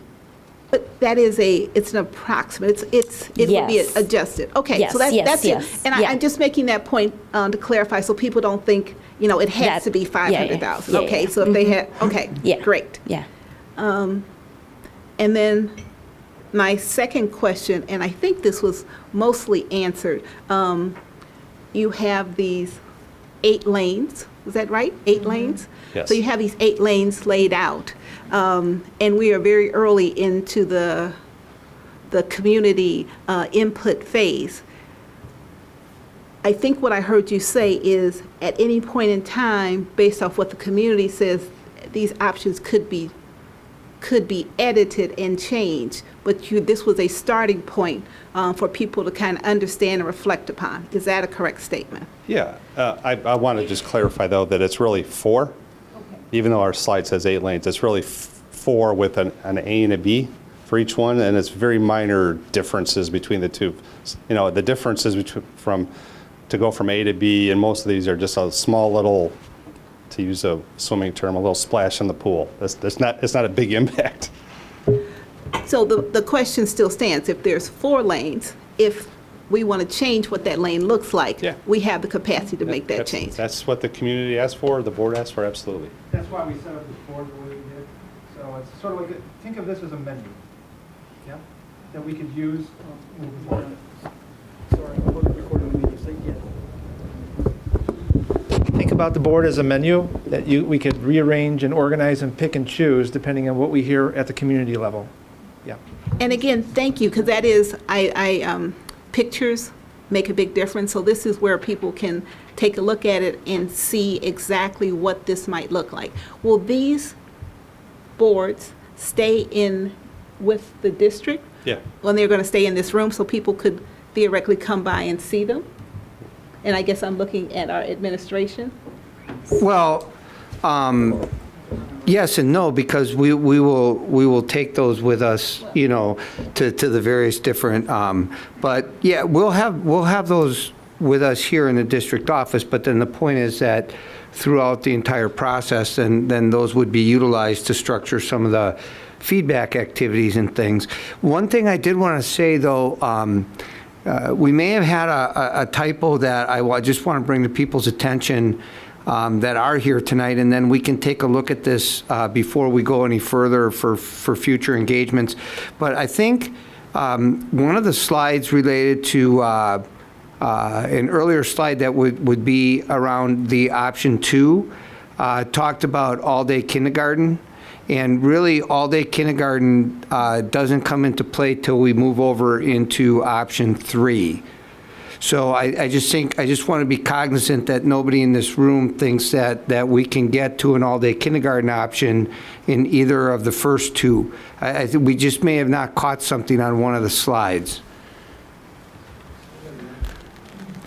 So if you go back, it was early on. Craig had a slide.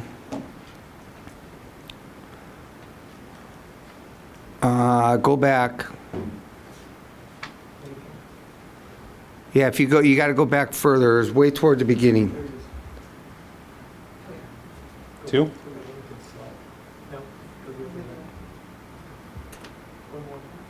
That one? No, it's not. I'll find it real quick as long as we're. Yeah, this is a slide we presented late February 24th, 27th. Let's see. I'll get it in just a second. Well, I have a question while he's looking. For option 1A, it says maintain and repair existing funds, $26 million. What fund is that we have? Maybe this is a question for Chris Welton. Existing funds, $26 million? I didn't understand that one. It would have to be done over a period of time. It's not something that would be done immediately. But if we're currently doing 1 million per year, then that would be 26 years. I mean, so I'm just wondering where those existing funds are coming from.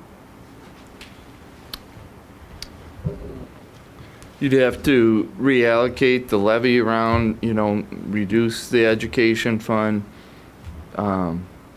put more money in the operations and maintenance fund to do more work on the buildings. That's the only way it could be done. Do you want to ask a question first? Okay, go ahead, and then I'll follow up. So your assumption, when you have these tax increase or tax decrease, is that over a 20 or a 25-year period?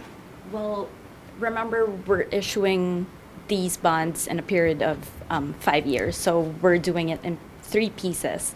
2019, issue bonds in 2019, issue bonds in 2021, and then 2023. So altogether, they're over 25 years. Okay, so the answer is 25 years.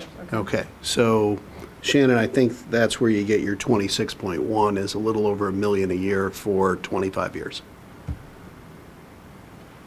Okay, but the question I have then, we have a lot, we don't have maintenance staggered like that though, because I mean, for instance, Lincoln would need, if you don't have bonds, $5 million, like right now. Well, the first issuance, No, this would be without an issuance. I'm talking about option Right, 1A. right. There is Well, no we're trying to issuance. show to people, so people ask about the cost of doing nothing. And so we're saying that if the community were to say, we don't want to issue any bonds, period, the taxes would go down $800, but then the only way to fund the basic maintenance would be to find it out of our existing operating funds, which means that other aspects would be affected, like our programming out of our ed fund or something like that, like Chris was talking about. I think we should add that to the slide then, is what will go away? What programming would have to be cut because we'd have to reduce the education fund? So I'd like to add that information here. What programs would need to be cut or modified if there's no bonding? So maybe we'd have to give a couple examples, because really, you could say things like electives at the high school, you could say things like class sizes, you could say things like extracurriculars or whatever, but I mean, I can't tell you what we would decide to trade off, you know what I mean? Not at this point anyway, so we can come up with something that shows the types of things that the money would have to come from. Well, You know what I mean? I think the way this reads, at least when I look at it, is that, we can just continue going on and we have $26 million, which we don't. We would have to make a shift in how we're spending the money, so people should see how much would have to be cut out of programming to meet the needs for the. And the money is not allocated. We need to spend money differently than $1 million per year for 26 years. We need $5 million at Lincoln. That's option 1B. But no, I'm talking without bonding. I'm still talking about option 1. If you didn't, so this one, it doesn't work the way it's shown here. I don't think we're telling the story here, because we need several million up front to fix buildings. Like, we can't, it's not 1 million per year anymore, because we've come to the point where we're not able to do that anymore. Can I ask a question? And maybe, thank you for this point, because I had made an assumption on something else. I made an assumption that there was an issuance of bonds. So that was my assumption, that there was an issuance of bonds in here. If there is, 1B. Okay, so 1A says no issuance of bonds. 1B, and that's where you're saying they're essentially the same, but you do issue bonds. And I think Shannon's point on what that might look like for 1A probably needs some additional explanation then. Thank you. We can do that. So okay. To say I found my slide, but I think that we want to stay on this part. Okay, so if you go back to the one that says achieving facility parity, and it's got the red rectangular box over the second column, all the way back to the beginning. Number 2 there, where it says all-day kindergarten implementation, we don't get to all-day kindergarten implementation until we get to comprehensive improvements. So we just missed that, I think, when we were proofing that slide. No, can I address that real quick? Sure. So this graph represents the information that we had when we met at the workshop. We've reorganized that information. These were the categories that we presented to you so that you could understand a little bit what we're trying to do at each one of the buildings. Now we've kind of broken that apart. We're breaking this apart over here, and we're reorganizing it. So the information that we have over there is being reorganized into the 8 lanes, the 4 scenarios, the 8 lanes. And you are correct, Dr. Moyer, that all-day kindergarten does not get implemented at any of the buildings until you move across the line into option 3 when we're moving forward and doing things for the long term. So that's a very important distinction to make. It's just a different way of organizing things. So that actually is correctly included in that box. So number 2 should be on that slide. Number 2 should be on that slide. Yes, absolutely. Okay. Yep. Well, maybe we just need to be careful that we're able to explain that properly then, because it doesn't, noted. this doesn't completely flow the way the other one does in terms of the flow of information. Yeah. Good point. Good point. Yep.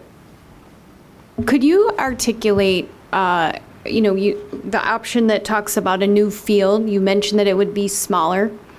Do you have information on that, or how much smaller? Because I think that's an important point, because it would affect boundaries if it's smaller.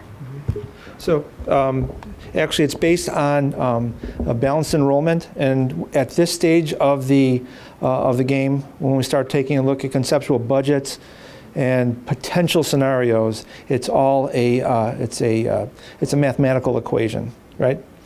We know, based on conversations with our friends from ICI, how we can possibly stage construction. We know basic square footage per student that we're trying to achieve based on the student count.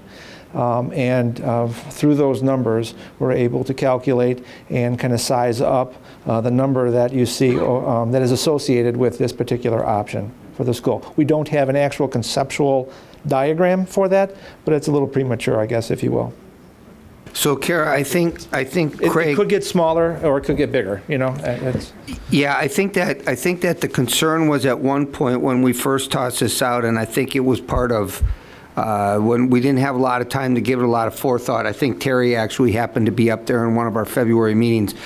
There was a concern that I think Jim brought up the question, if we did build a new field, could we build it the same size? And for a while we were wrestling with that. I think that what they've thought is that it probably would be possible to create a design that would accommodate a similar number of students.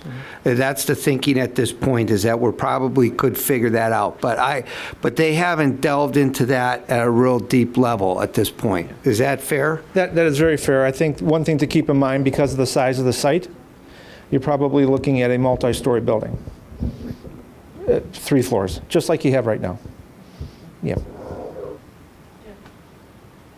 So, do you have capacity estimates at Lincoln and a new Lincoln and a new field? Yeah. We went through the same exercise when we did Lincoln and Edison. We went to those comprehensive, those 3 schools, Edison, Field, and Lincoln. We did calculations, student capacity calculations for those to make sure that we had the proper square footage for students, per student, and so forth. So kind of if those were to, I think what I'm hearing is if those were to change school to school, you're making one school a little smaller, another school a little bigger, so the money just kind of moves with the kids, right? I guess a very simple way of looking at it, yes. Okay, I'm a simple guy. Mm-hmm. And then back to Raymond James, a kind of a clarification on Margaret's question. The tax increase or reduction based upon a $500,000 home, it's a linear function. So if I have a 250, if my assessed, well, I shouldn't, if my fair market value, the assessor says is $250,000 in my home, my tax increase is half what's published, and if it's 750, it's 1.5, right? Yeah. Okay, so people can extrapolate on their own without any fancy math. Yeah. Thank you. And then one last question.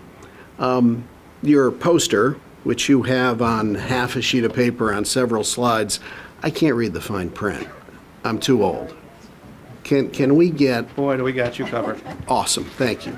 I love it when my questions are anticipated. Oh, look at that. Oh, We'll have my one for goodness. everybody. Awesome. Thank you. Yeah. We got 150 of these. So.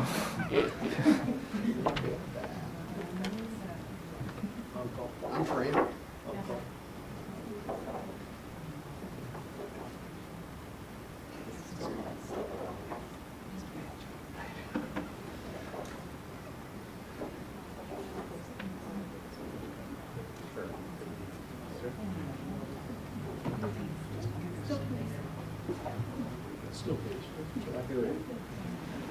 Just go like this.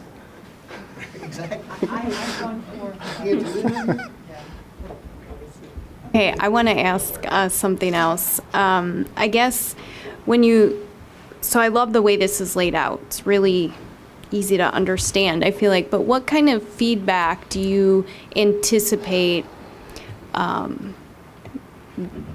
getting from this? Like what in particular, are you focused on the money piece or the facility piece? I mean, I know they're connected, and yet we sometimes tend to all focus on one. So I guess I'm curious what the feedback looks like from a presentation like this. Well, I mean, I think that would be up to the CAT to organize what kind of feedback they're going to provide. Pros, cons, things that they like, things that they don't like, eliminate options, more questions, more clarifications. Hopefully in the end there's a strong opinion about one or two for the board to kind of dig into a little bit more completely. I don't know if I can prescribe what feedback we anticipate, but I don't think we would eliminate any kind of particular, if I'm looking at the communications consultant, I don't think we would eliminate anything. She says I'm doing good, so.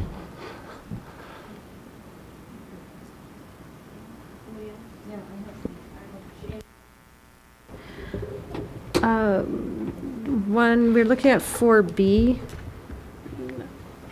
I thought we had already talked about the big business incubator and manufacturing lab at York, and we had allocated funds for that this summer. Can you help with that? Yeah, the manufacturing lab is being renovated this summer. I think that they kept that in there because the concept of STEM spaces in general, we could take that out as soon as we know that the manufacturing lab we could take out. The business incubator, though, is scheduled for the following summer. So the board we have informed the board about, the plans for how we wanted to move in that direction. And the board has, at this point, given us the green light to continue to pursue that. But the second one, the business incubator, has not been funded with any district funds yet. So the manufacturing lab can probably come out, but the business incubator would need to be funded somehow, so it would either be part of our regular summer maintenance. If the board is committed to moving in that direction, irrespective of anything, we can just take that out at this point altogether. And we've talked about whether or not to leave that in or not. I think the manufacturing for sure should come out. Do you have a preference if the incubator stays in or comes out? I would leave it in. And what about the medical career pathways? That was also something that we wanted to do at York. Yeah, I wonder, Craig, I think that maybe we left the medical pathways in, and we've got a typo on that slide, because the medical pathways is an expensive program, because the space would require some relatively significant renovations. So let's double check and see if that manufacturing lab on that slide is supposed to be the health careers. If we made a mistake on the typo, because otherwise the manufacturing lab can come out, because you're right, that's being done this summer.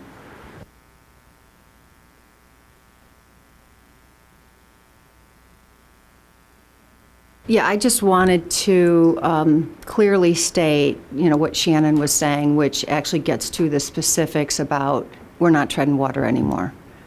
And so I agree that we clearly have to state what will happen. It's not just programming, it's what we're hearing about class sizes. I mean, they're going to have to go up in order to not do anything, if you will. Those are the pieces that have to be clearly stated, because we're already having issues with class sizes.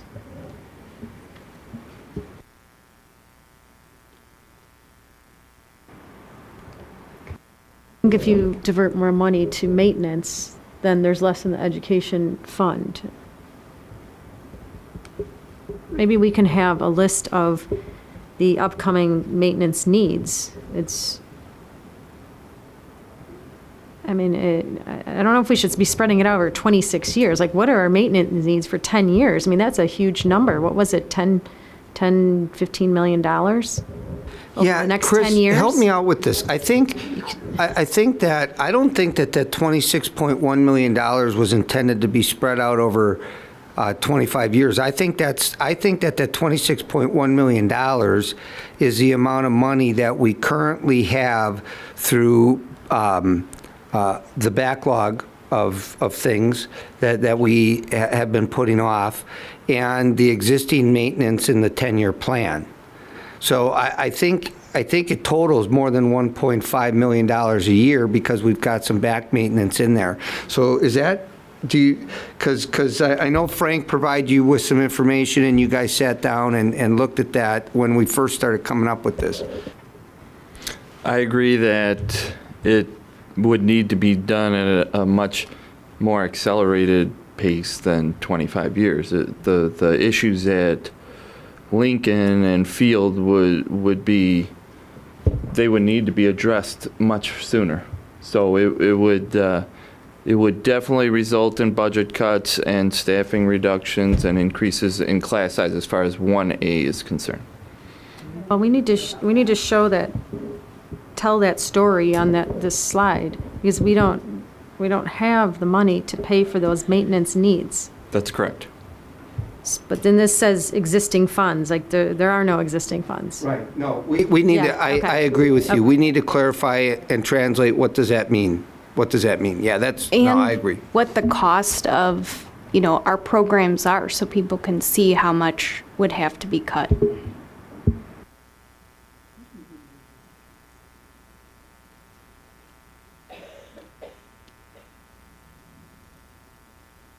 Anybody else? John? Looking at 3A, 3B, 4A, 4B, and between the A's and the B's, Field either does a addition renovation or does a new field. Are both of those consistent with regard to what happens, or are all four options consistent with what happens at Edison? Did I get that right? Or are there two flavors of Edison? 3A and 3B, the same full addition comprehensive renovation at Edison. The only difference between 3A and 3B is in lieu of additions or renovations of Field, you're building anew. Right. Same thing happens between 4A and 4B. Okay. Yeah, that's the only difference between the A and Bs. So through all the 3s and the 4s, the same plan or concept for Edison? Yes.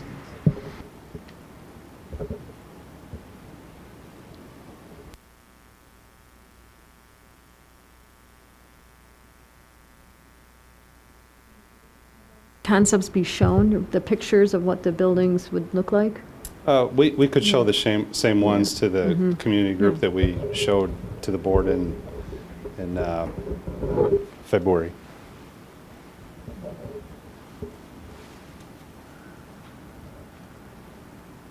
Okay, other comments, questions? Yeah, this is a comment, and it's not actually for you. It's probably more for Dave and our consultant. We started this conversation about the community will be able to see it. When will we have any updates? I know we've got a few dates on the table for the community meetings. When will we have any updates on focus groups? And is that coming up am I ahead of myself? Are we going to talk about that at another time? I can do that. I can wait. Well, we've got, we were going to give an update under the superintendent's report, so if you want to just hold off till then, we can do that. Okay. Okay.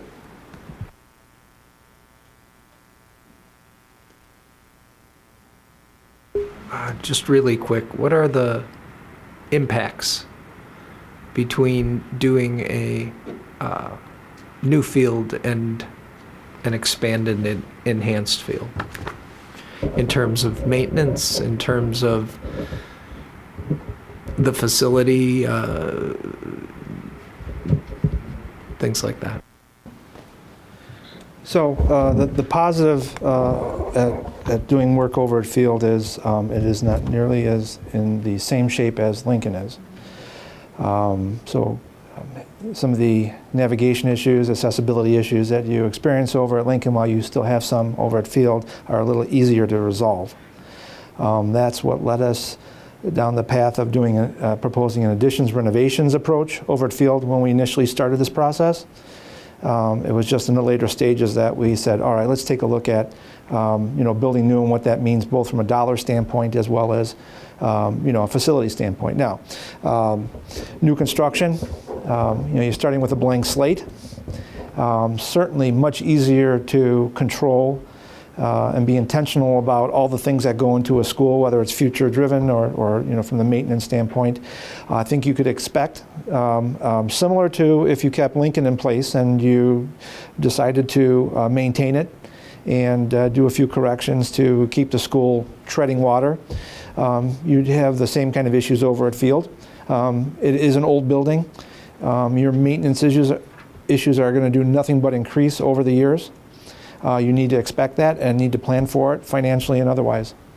But again, I think some of the repairs over there are a little bit easier, like I said, than if you want to keep it in relative terms than what we're going to experience over at Lincoln. Does that answer your question? I guess I was trying to compare the addition to Field to the new field, and what is it you're giving up when you go to an addition of field instead of a new field? Mm-hmm. You wouldn't be giving up anything going to a new field. If anything, you'd be getting a lot more opportunities in terms of how the spaces are organized, laid out, the kinds of spaces, how they're equipped, how they're located, access to by the students. The organization of the school will be as close to ideal as we could possibly get it compared to the way it is right now. It's very much a traditionally modeled school, right? As opposed to what we're doing, for example, over at Sunset Ridge, a building that we just recently put up north, brand new construction. So you have a lot more possibilities when everything is new. Would it be fair to say that the new schools, if you did 3B, it was a new Lincoln and a new Field, would have the type of comprehensive improvements that are captured for all the rest of the schools in options 4A and 4B? Yeah, without question. Okay. Mm-hmm. So basically we'd have two, maybe three schools that had that more comprehensive approach, and the rest would be still have some obsolescence in terms of design. Yeah. Okay. So in the last paragraph of my memo that I attached, the idea of getting into scenario 3 or 4 is that if the community were to decide that it just wanted to quote unquote tread water, in a decade or so, the district would be coming back to the community explaining again that similar needs exist and fixing them would cost more money than it does now and everything else. So when you get to 3 and 4, the idea is we're looking at 20 to 30 and in some cases even perhaps a longer fix where we can reallocate existing maintenance to maintain some of those older buildings. And by the time that coincides roughly with the extension of the bonds, and by the time the bonds were to fall off, and by the time you would get to a situation where you would now be taking a look at the other remaining schools that were built in the late 50s and early 60s that are in kind of the situation that we see with Lincoln and Field right now. So the idea was not to take a look at kind of a patchwork type of a thing, but to kind of come up with a long-term plan, which we believe that the community asked us to do, which is to see a master plan. And so the idea is that scenarios 3 and 4 take you several years down the road, buy you some time with the other buildings. The other buildings in the meantime would get the future-ready upgrades with the media centers and some of the other things that they were to need, whether it's the air conditioning or whatever the case may be. So you would get some parity across the district, you'd get the technology infrastructure, and you would basically have a multi-decade plan to get to the next potential bonding scenario to address those buildings that would then be very antiquated. Do you think that information is, I don't think it's in here, right? That this is like potentially a 20 to 25 year plan or fix. Is that good to put that in there somewhere? I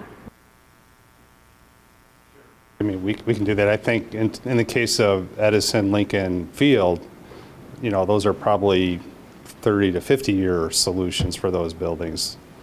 The rest of it, yeah, you're making building improvements and education improvements to the rest of the schools that will sustain it for a long period of time. I don't know if I can pinpoint a dollar amount, but yeah, we can share information in terms of the anticipated kind of longevity of the investment. So I just want to have us take a minute and make sure that we've recapped what we want to make sure is clarified. So on option 1,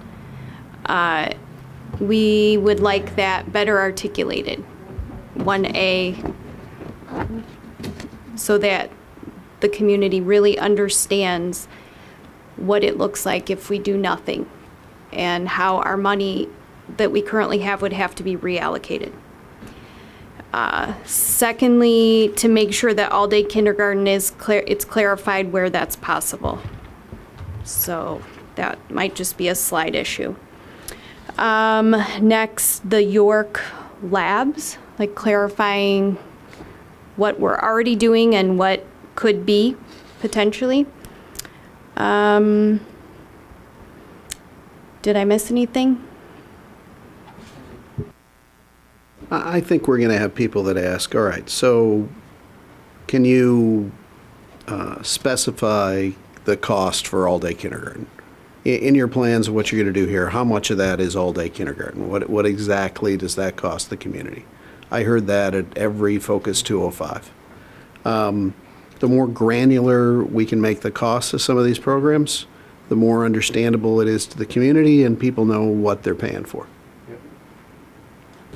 So I think that, I think we can do that because I think we have a pretty good estimate of the amount of additional space that is being incorporated into this planning to accommodate all-day kindergarten.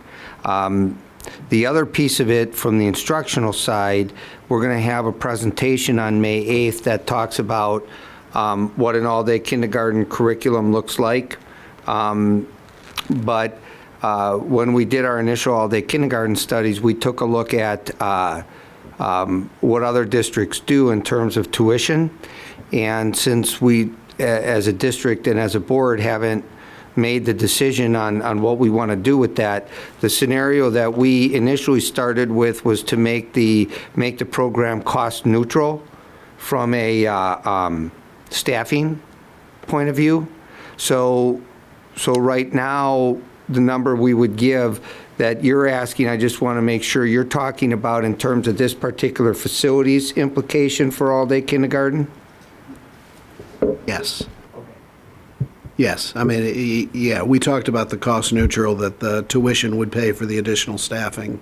So, that is a net zero to the budget. But yes, what the construction costs and, what we'd be issuing bonds for in each of these scenarios. I mean, it'd be nice to have I mean, you can do the subtraction, but, cost for a $500,000 home per year for 25 years for the difference between a new field versus a renovated field, for a new Lincoln versus a renovated Lincoln.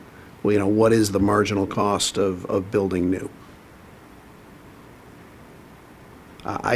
Those are the kinds of questions I heard at the Focus 205 sessions.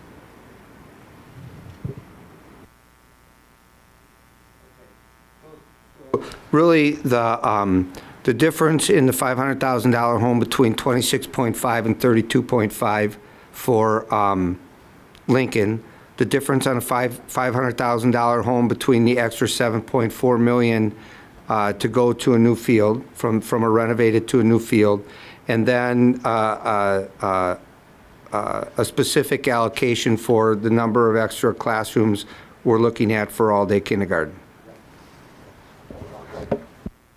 If you renovate Lincoln, 10 years from now, or at some point much sooner than the new Lincoln would need you'll need renovation at a sooner point if we just do some patchwork. You know what I'm saying? You're going to have to put more money in. I didn't say renovating the existing Lincoln was a good idea.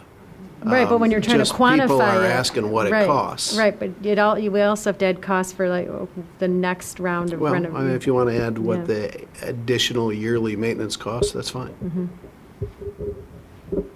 Okay, anything else that we want clarified or highlighted? We good?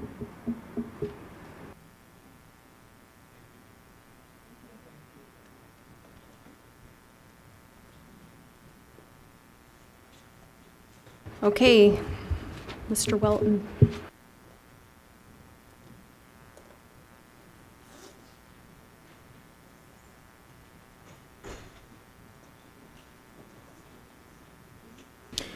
I just have an update for you on the tax extensions and rates from the county. The first box is last year's tax extensions and rate. The second box was we did the levy in we had a tentative levy in November, and then we approved the levy in December.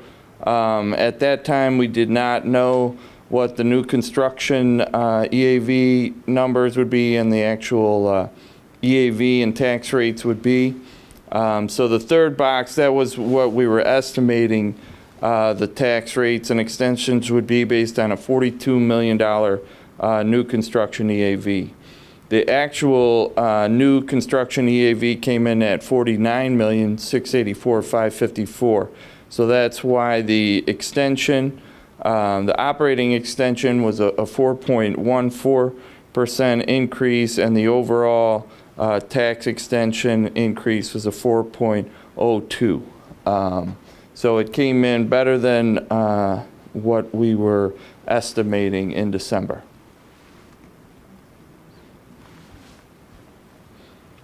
Go ahead.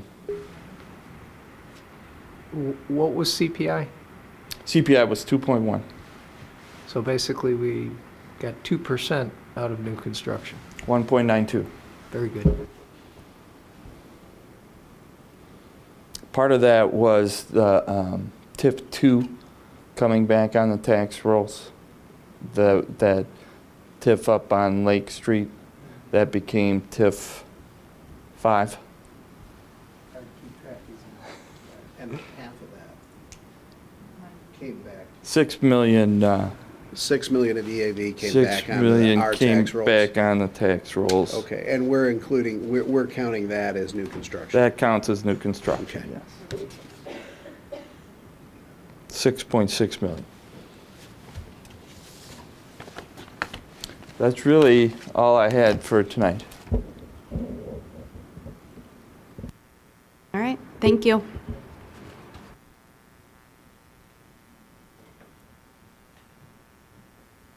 Okay, approval of March 20, 2018 meetings and April 10th, 2018 minutes, sorry. Does anyone have any adjustments or want to make any amendments?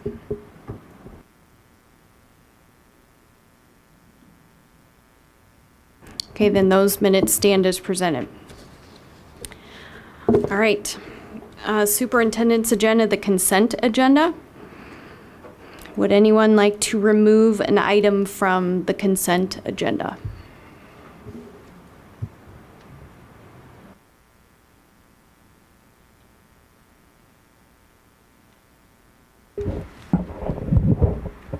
I'd move that we approve the consent agenda, items A through P.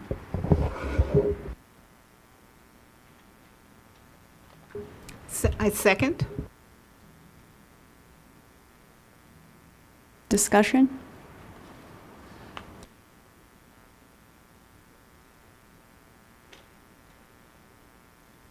Roll call vote. Mr. McDonough? Yes. Dr. Harrell? Yes. Mrs. Stufen? Yes. Mr. Collins? Yes. Mrs. Caforio? Yes. Five yeses, no nos, and 2 absent.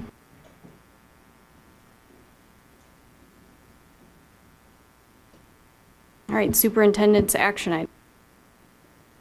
Okay, so the first couple are tech-related and are on the action items because of the dollar amounts, but they are part of the tech plan and that Dave has been talking about for the last several weeks.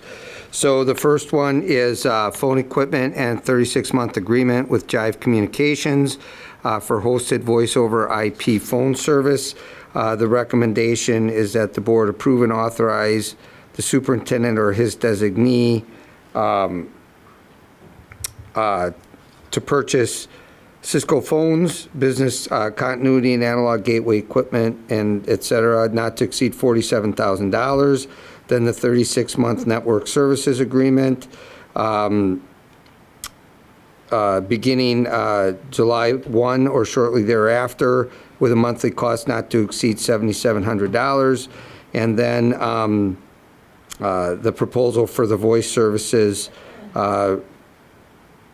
and that's the third one, and it talks about the network services agreement and the agreement of terms. So that is the first item.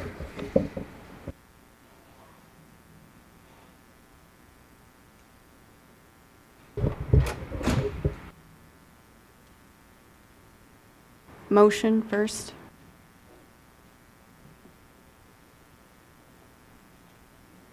We're on superintendent's agenda, action item A. Yeah, it's action item A. I didn't read all the rationale because that was too long. I basically just tried to highlight the dollar amounts in the recommendation. If you want me to go into detail on all those things, you could, I mean, we can ask Dave to do that if you want clarification. Need a motion and then. I move that the Board of Education approve and authorize the superintendent or his designee to purchase Cisco phones, business continuity, and analog gateway equipment and engineering services from Jive Communications, Inc., not to exceed $47,000 in purchase price, to enter into a 36-month network services agreement with the Jive Communications Incorporated for voice services commencing on or after July 1st of 2018, with monthly recurring costs not to exceed $7,700 before taxes and fees. And 3, sign the proposal for voice services to effectuate the network services agreement contingent upon legal review of agreement terms. I'll second. Discussion? I'm sorry I didn't get into the detail here, but were these competing bids or 2 upgrade separate paths that are shown in the attachment? There were they were two competing proposals from two different solutions completely, one hosted in the cloud and one hosted on premises. And so the entire technical solution was evaluated, including the cost. And so And so that the majority of the consideration was cost, but it wasn't the entire consideration because we were looking at other technical considerations. I understand. Just can you characterize this as a competitive process between two vendors? Yes, I would. And also I would back it up a little bit to say that on the hosted side, we actually evaluated 5 proposals and narrowed that down to 1. And then from there, we compared that against the on-premises proposal. So there was quite a bit of competition over several months. Great. Thank you.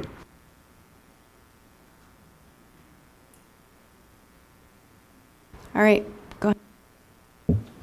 Mrs. Stufen? Yes. Mrs. Ebner? Yes. Mr. McDonough? Yes. Dr. Harrell? Yes. Mr. Collins? Yes. Mrs. Kaforian? Yes. 6 yeses, no nays, 1 absent. Item B, approval of purchase of Chromebooks, computer carts, and iPad cases. So this is a not-to-exceed number of $330,000, and this is part of the annual replacement cycles for our one-to-one program. The one thing that, again, there's a lot of specifics in the rationale that Dave can address if you want to answer some of those, have some questions related to that. But one thing he wanted me to make sure I pointed out is that we estimated the cost to be $325, and in the student fees that you approved, it was actually $310. We were able to get that down. So we wanted to reference that. Otherwise, the recommendation is that you approve this in the not-to-exceed number of $330,000. Motion? I move that the Board of Education approve and authorize the superintendent or the superintendent's designee to purchase Lenovo Chromebooks with Chrome Care warranty from Technology Resources Advisors, Inc., Aver Chromebook carts from Troxel Communications, and STM Dux iPad cases from Apple, Inc., in an amount not to exceed $330,000 in purchase price.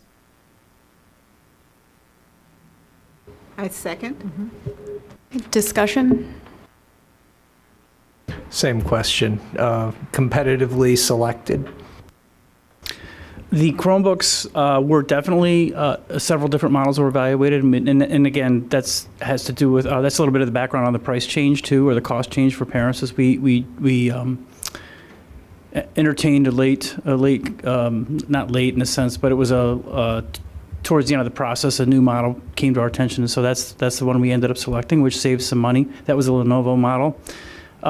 So yes, it was a competitive process. The carts, I will say though, the Aver carts are consistent with the carts we've been buying for the K-5 schools over the past couple of years. So for consistency, we've decided to continue with that same model. The price has dropped though this year from last year, so there's a cost savings on a per cart basis, but this year was not a competitive process in the sense that we wanted consistency with the carts in the elementary schools. So we had a competitive process in the past, and we continued with the same cart model this year that we've had in past years. You talked about different models. Were there different vendors that submitted differing proposals for the same thing? No, that's not the case. What happened was, for the Chromebook models, for example, we had a competitive process between different Chromebook models from different vendors. So, for example, the Dell Chromebook was priced by Dell.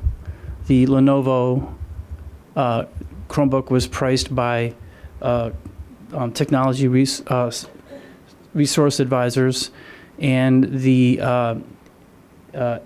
Acer Chromebooks were priced from Acer. So we had different vendors or resellers competing for our business. Do any of those vendors have exclusives on those models? Typically, that's what happens. For example, if I go to Dell and say, please quote me X or quote me for this model X. If I try to go through a reseller, I'm not going to get a better price.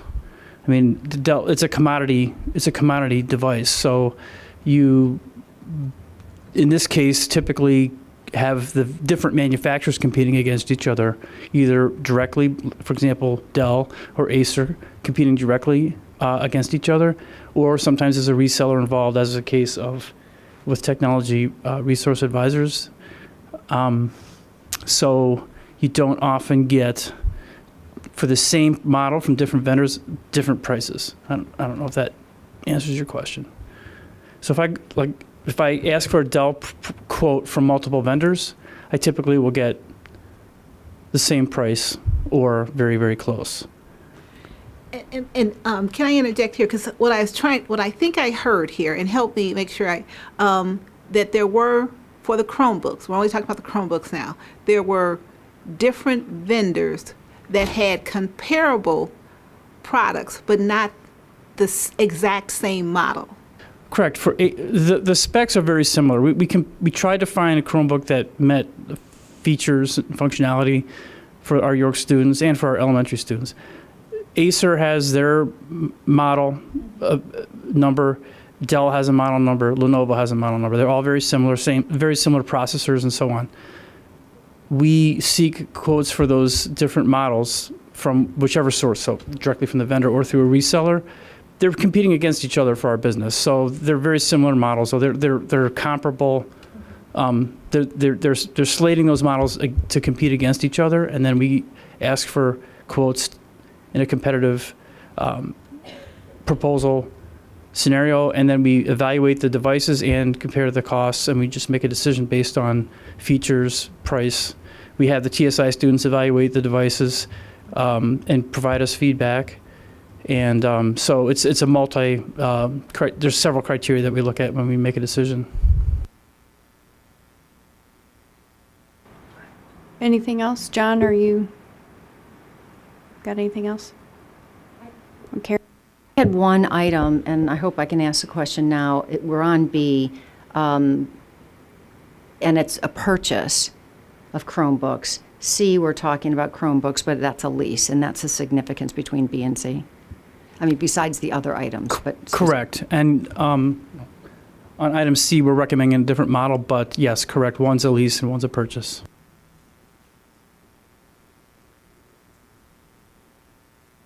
Go ahead. Mrs. Stufen? Yes. Dr. Harrell? Yes. Mr. Collins? Yes. Mr. McDonough? Present. Mrs. Ebner? Yes. Mrs. Caforio? Yes. 5 yeses, no nays, 1 present, 1 absent.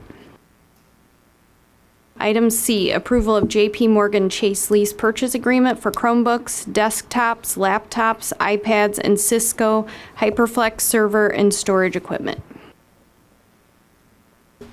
Okay, in this particular recommended action, the not to exceed number is $1,540,000. There are some terms in there that Dave could perhaps explain in greater detail. As stated, this is a lease purchase agreement and includes multiple different types of technology. So I think that because of the level of detail and the various different breakouts in the looks like about 9 different categories here of equipment, if you want some clarification on this equipment, certainly Dave is available to answer that for you. But this is a lease agreement not to exceed $1,540,000. Motion, we can discuss.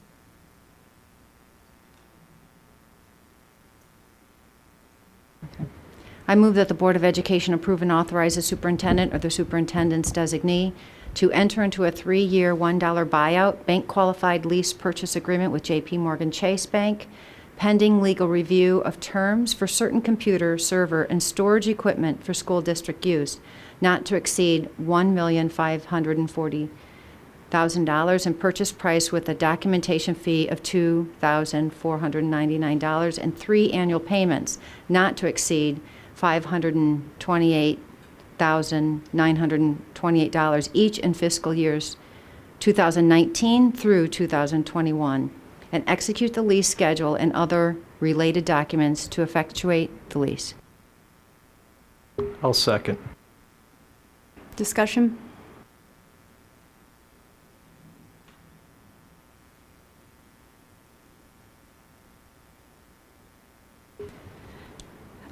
Dave, could you walk through, again, as it was mentioned, there's a few different categories. Could you just walk through some of these categories just for explanation? Certainly. Every year, there's some number of staff laptops that need to be upgraded, and that depends on the cycle. So in this year, there are approximately 240 staff members across the district that would be in that cycle. So the first 2 items, the Dell laptops, are in that category. There's different models based on the function. So the one, we're providing York teachers with a advanced model that flips around and acts like a tablet and also has a stylus. And so we're introducing that across the board for York teachers this year for, again, consistency. And also they'll have common tools and common professional development that will be provided for that. And then the other models are for other staff members. The Chromebooks are for, the 1,240 Chromebooks are for the MLI rollout and grades at grade 2, and also to replace Chromebooks that are in grade 5. What that will do is every grade level at an elementary will have touchscreen Chromebooks, so they can, again, have common professional development, common tools for the students to use across the schools. The laptops in the 4th row, the Dell Precision laptops, the 80, that's for Project Lead the Way.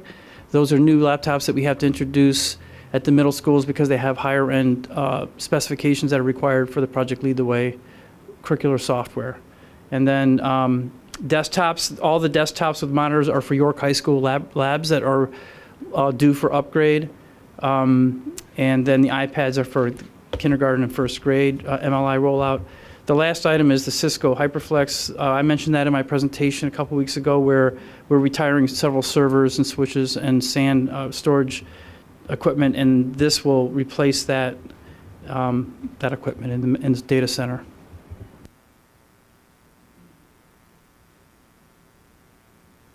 Anything else? Mrs. Stufen? Yes? Mr. McDonough? Yes. Dr. Harrell? Yes. Mr. Collins? Yes. Mrs. Ebner? Yes. Mrs. Caforio?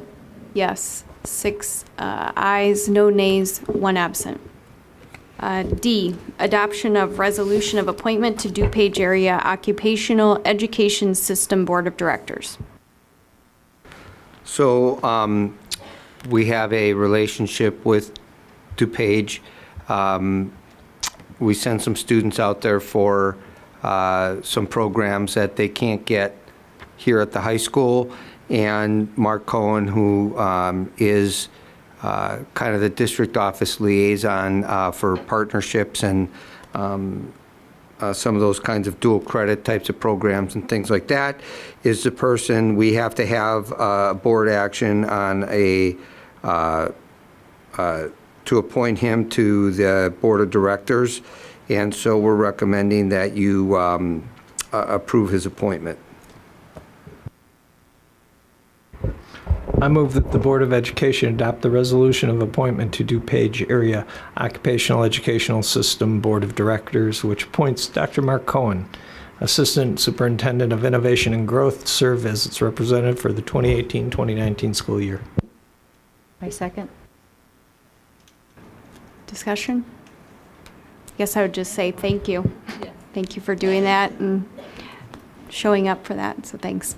All right, go ahead. Mr. McDonough? Yes. Mrs. Stufen? Yes. Dr. Harrell? Yes. Mr. Collins? Yes. Mrs. Ebner? Mrs. Caforio? Yes, 6 ayes, no nays, 1 absent. E, adoption of SACID Board of Control Governing Board Appointment Resolution. So similarly, we need another resolution. This is for SACID, and we have a special education cooperative that we belong to that provides certain services that we cannot provide in-house. And so this particular resolution, the recommendation is that you appoint me as the representative and Karen Stufen as the alternate to the Board of Control, and Shannon Ebner as the representative and Karen Stufen as the alternate to the Governing Board. The difference being that I have to go every month and you only have to go twice a year. So.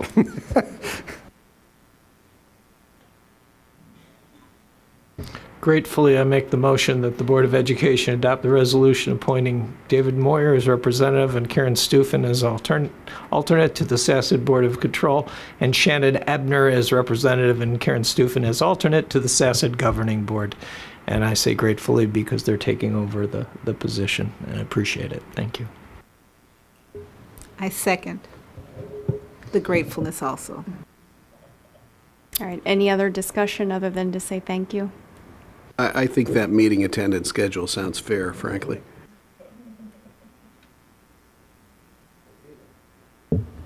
Mr. McDonough? Yes. Dr. Harrell?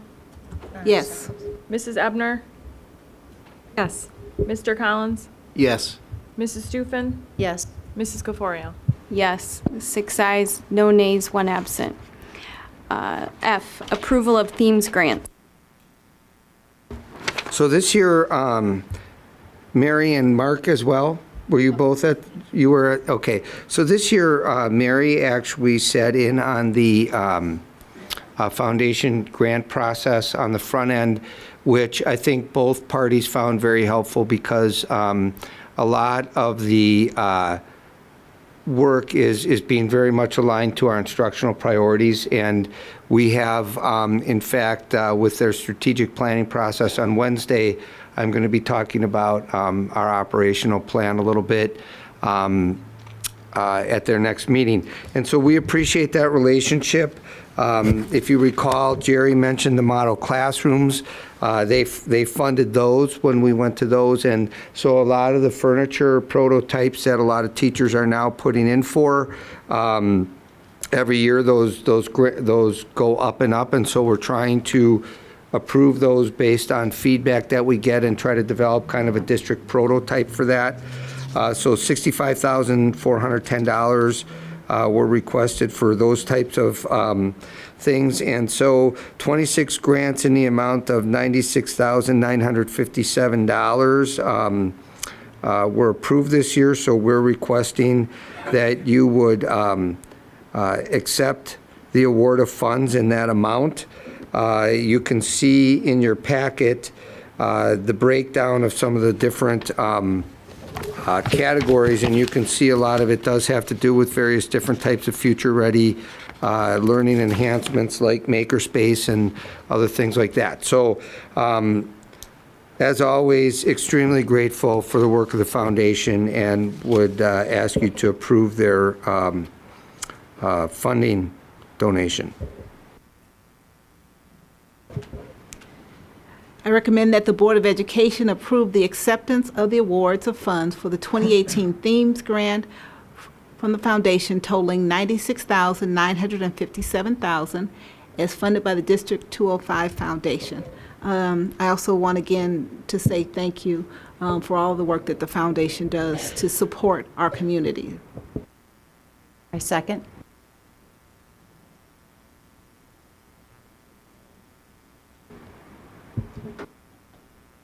I think just some recognition that they do this year in and year in and year in, and what a morale builder when our teachers get that boost where basically the community is saying, we really love what you're doing, keep it up. I think it's just a great program, and I hope it continues forever. I also wanted to thank the foundation for presenting tonight in public comment to share what they do and part of the process. I thought that was very valuable, so thank you to Jerry on behalf of the entire foundation. And then secondly, I know that the foundation has worked with us for a number of years and really looking at the true linkage of them helping us with the classroom and the instructional piece of it. So I really think that this is the year that we've done that. I don't want to say the best, but it really did flow together the way that they had intended, and they had asked us to really partner with them. And so I really wanted to acknowledge that on their behalf, and thank them and us for making that happen this year. I just also wanted to say they make a point of, every school got something. And I think that's important that they really work hard to make sure everyone's getting something. So just thank you again it's a lot of work to raise the money that they do. And it's some really neat things that are going into our classrooms. So thanks. Any other? I didn't mean to slight the principals and the other staff members that are included in those grants. They also get a burst out of this, and grateful for it. Dr. Harrell? Yes. Mrs. Stufen? Yes. Mr. Collins? Yes. Mrs. Ebner? Yes. Mr. McDonough? Yes. Mrs. Caforio? Yes, 6 ayes, no nays, 1 absent. G, approval of donations for Madison, Bryan, Emerson, and York. So we have 4 different donations here that we're asking you to approve. The first at Madison is gym equipment. And it all looks like so much fun, totaling $2,553. And then at Bryan, they're using acceleration time for a project to convert outdoor space into an outdoor classroom. And the amount that the PTA would like to donate, the Bryan PTA would like to donate for that project is $2,500. Then we go to the Emerson PTA, total dollar amount of $5,125 to go toward both leveled reading materials, and that amount is $3,161, and then also $1,964 on standing desks. Elmhurst Airborne Travel Basketball would like to donate $5,000 to the York Girls Basketball Program, and you see in your packet a list of some specialized training equipment that would be purchased with those funds. So the recommendation would be that we approve those 4 donations.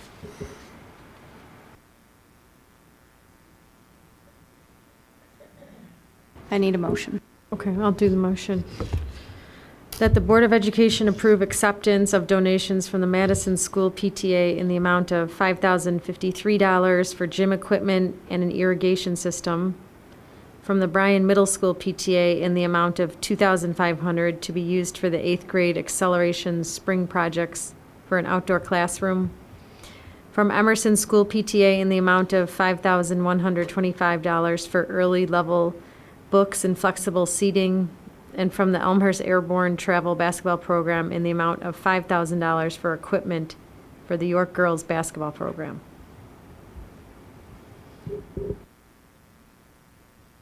I'll second. Discussion.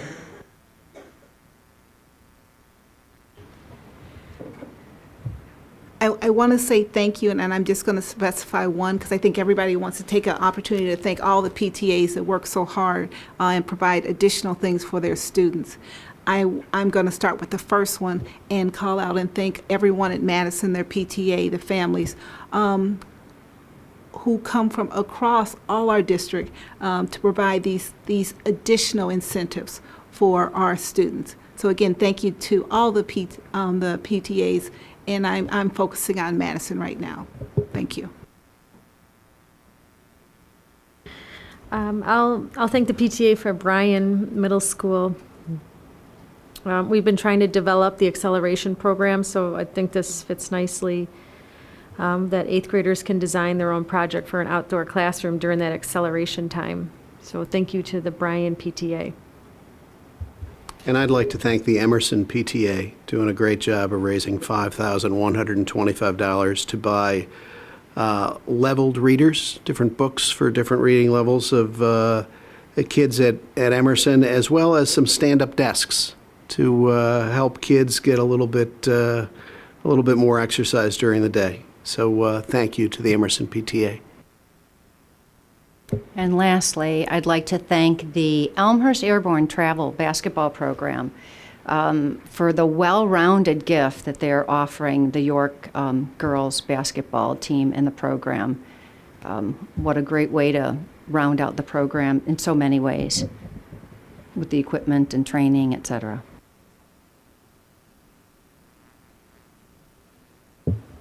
Mrs. Ebner? Yes. Mr. Collins? Yes. Dr. Harrell? Yes. Mr. McDonough? Yes. Mrs. Stufen? Yes. Mrs. Caforio? Yes, 6 ayes, no nays, 1 absent. Approval of closed session item A. Does someone have the motion? Motion for A is that the Board of Education approve Beverly Redmond as Executive Director of Communications and Community Relations with a start date of July 1st, 2018, and a base salary of $114,716.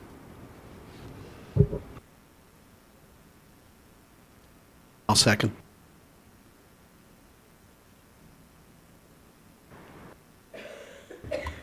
Mrs. Ebner? Yes. Mr. Collins? Yes. Mr. McDonough? Yes. Dr. Harrell? Yes. Mrs. Stufen? Yes. Mrs. Caforio? Yes, 6 ayes, no nays, 1 absent. Item B, adoption of resolution authorizing reduction in force and recall of educational support personnel.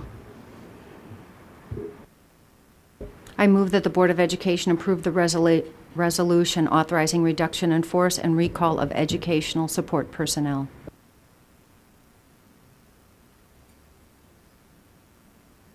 I'll second.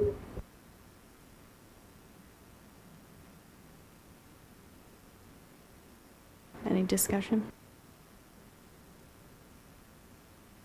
Dave or Jim, can you kind of just highlight what's happening, or? I'll give you a quick one, and then if you want more clarification, if you recall, because we now have acceleration time, and I think last month, if you saw the presentation on the new Fontes and Pinnell testing, the acceleration time, you can see that we're pushing in more with our special ed teachers, our reading specialists, our EL teachers, and the way we're approaching reading instruction does not involve as much pull-out from the regular classroom setting. And so we no longer need the position of reading assistants. So that position is being eliminated, but the people who were in those positions are being called back because we typically have so many unfilled PSRP positions that nobody is technically out of employment if they choose to accept another assignment. Is that accurately?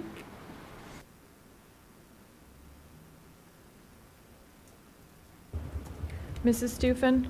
Yes. Mrs. Ebner? Yes. Mr. McDonough? Yes. Mr. Collins? Yes. Dr. Harrell? Yes. Mrs. Caforio? Yes, 6 ayes, no nays, 1 absent. Item C will not be voted on tonight. 12, Superintendent's Communication, future-focused update. I'm going to flip-flop this just to get my thing over with, because my thing is real quick, if that's okay, and just do the Freedom of Information request. The first one is 2 requesting information regarding specific maintenance work, which were granted. 2 requesting information regarding school resource officers, which were granted. 1 requesting information on specific emails, which was granted. one requesting information on specific purchase orders, which was granted, one requesting information on specific email addresses, which was granted. Ellen spends a lot of time on these, just so you know. And then, so the future-focused update, I will turn over to Malia, and she can give you information on some things that are forthcoming soon. Just briefly, the annual report is at the printer today. We're very excited, so that should be delivered to households within the next couple of weeks. It's going to go carrier route, so it's not first class, so it might take a little bit longer, but it should be there in time. We are advertising the community, the large group community engagement meetings using that. So the community presentations will be throughout May. We have 4 different dates, which we have put out previously. We have rescheduled our listening group conversation opportunities at Lincoln, Edison, and Field. They will all take place on Wednesday, May 2nd. Edison is right after drop-off, Lincoln is right before pickup, and Field is at 6 p.m. that evening. You were asking for a little bit of a timeline, Margaret. The community presentation, we'll be working madly on that with all of the input that we got from you tonight, and that will be reviewed by the Community Advisory Team on Monday, April 30th, and then we will do a little more work and bring it back to the board on May 8th for a preview, and hopefully get your blessing to take it to our first community engagement meeting, which is on Saturday, May 12th at York High School. We will be updating our district website, our master facility page with the presentation from tonight, so that will be available for people to see. We are planning social media to help bring out our turnout for both the listening group opportunities and for our community engagement meetings, our future-focused meetings. And finally, we are planning some Talk 205 special reports this summer to highlight some of the details in the plan as that becomes more clear after we finish in May. So in general, Talk 205 goes on hiatus for the summer, but we'll go ahead and use that tool to continue to put forth information to the community. Did you, if you said this, I might have missed it. Are there going to be FAQ pages? Like I know in particular, there were a lot of questions about the grandfathering piece with the boundaries. Will some of that be on the website or? Yes, we're going to start working on that. In fact, we were just talking about this today. Dave Smith was saying that he would help us get that set up. He had a similar process for MLI, the mobile learning implementation. So you start with a basic FAQ. Then as people have questions, they can actually email those questions and we will answer them. So it's a living, breathing document. So it's constantly growing and we're answering more and more questions. So that's what we have planned. Thank you.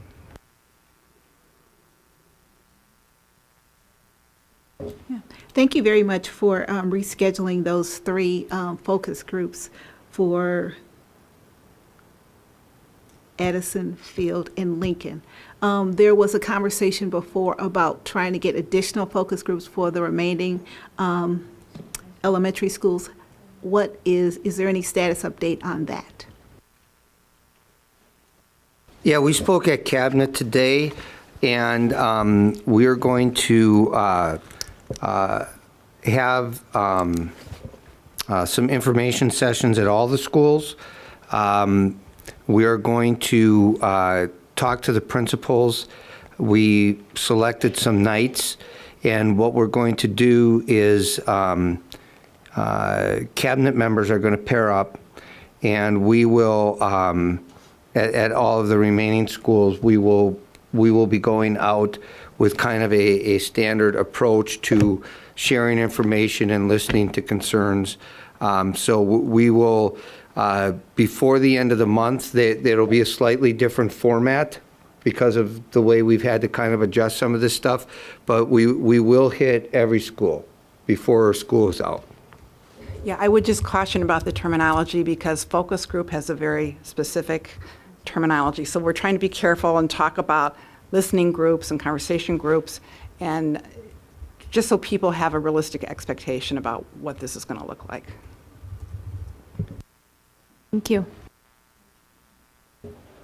Thank you for that clarification, because you're right, a focus group does, in my mind, impart something very specific. So since you made the delineation between a focus group versus a listening group, can you talk through about what that might look like so people know what to expect? At the Edison, Lincoln, and Field listening groups, we will have a note taker, and we will try to capture feedback from these groups. In general, a focus group can be a very small group. You might even have people behind a mirror, two-way mirror, watching what's going on. So it's not going to be as scientific as that. So I think that's the difference, is we're trying to make this a little bit more informal, but we do want to have feedback from our most highly affected or impacted schools, which those 3 are. So there's still, in this listening group, there's still two-way communication that's going on? Yes. Okay, any other questions or anything about the feedback and this? Okay, thank you. Thanks for your work. So Kara, I'm going to add one more thing. I couldn't put it on the agenda to get in your packet last Thursday because Jackie didn't have her baby until Tuesday.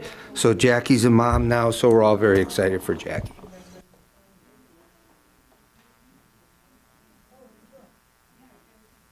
Congrats, Jackie. Okay, 13, board communications. Board members will present reports or share information with the full board. Karen, I'm wondering do you want to talk about superintendent evaluation? The dates? Meaning May 2nd, May 21st, that sort of thing? Or possibly a date in June, early June. Okay. For the board, it's the end of the school year, and as we typically do, we evaluate our superintendent, our only employee that we evaluate.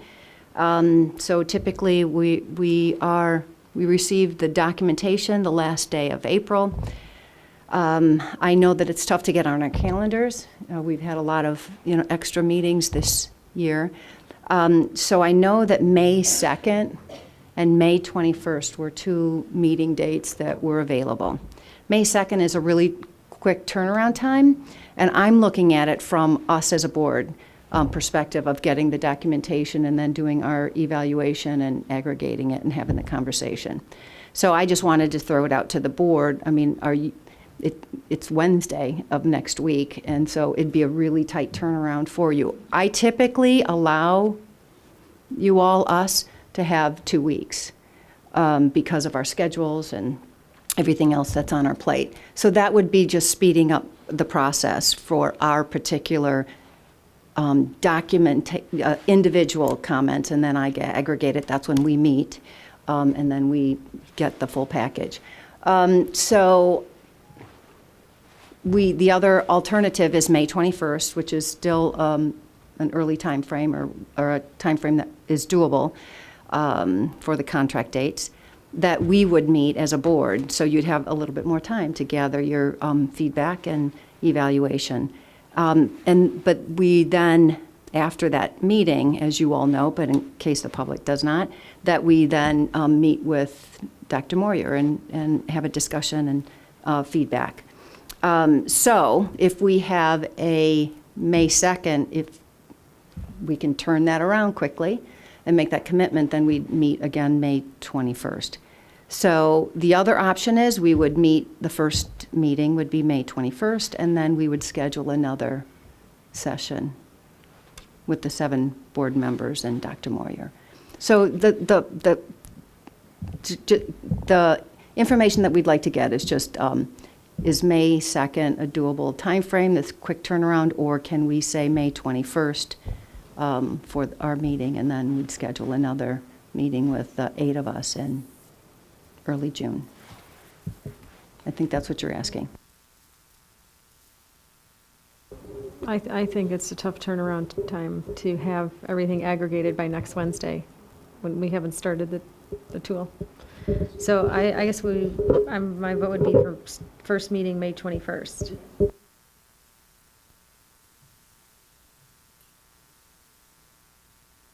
Yeah, I would agree. May 21st seems like a much more doable day. And if I recall, I heard there were quite a few different events that were happening on that Wednesday, May 2nd, the listening sessions, if any other board members wanted to attend. I don't know if those would conflict with our time frame. So it seems like May 21st then would be our first meeting where we meet and go over the evaluation. Then we'll have Ellen poll for another date. We could set it at the 20th. No, we're gonna schedule it now to get on people's calendars. We're gonna try to do it as early as June as possible. And then if that's the case, I just want, be on the lookout. You're gonna get email like you have every other year from me and Dave with his documentation and our instrument that we utilize. And I'll gather everybody's feedback and put something together to structure our discussion on May 21st. So that would be probably at 6 o'clock? 6 p.m. All right. Anybody, is that okay? Yeah, okay. All right, so May 21st, 6 p.m. closed session, superintendent evaluation. Okay. All right, any other board communications? Okay. Then our upcoming meetings are Tuesday, May 8th, 2018, Board of Education meeting at 7:30 here in District Center. We will have the May 21st meeting at 6 p.m., which is a closed session for superintendent evaluation. And then we will have Tuesday, May 22nd, 2018, Board of Ed meeting 7:30 here in District 205 Center. Then I will call the meeting adjourned.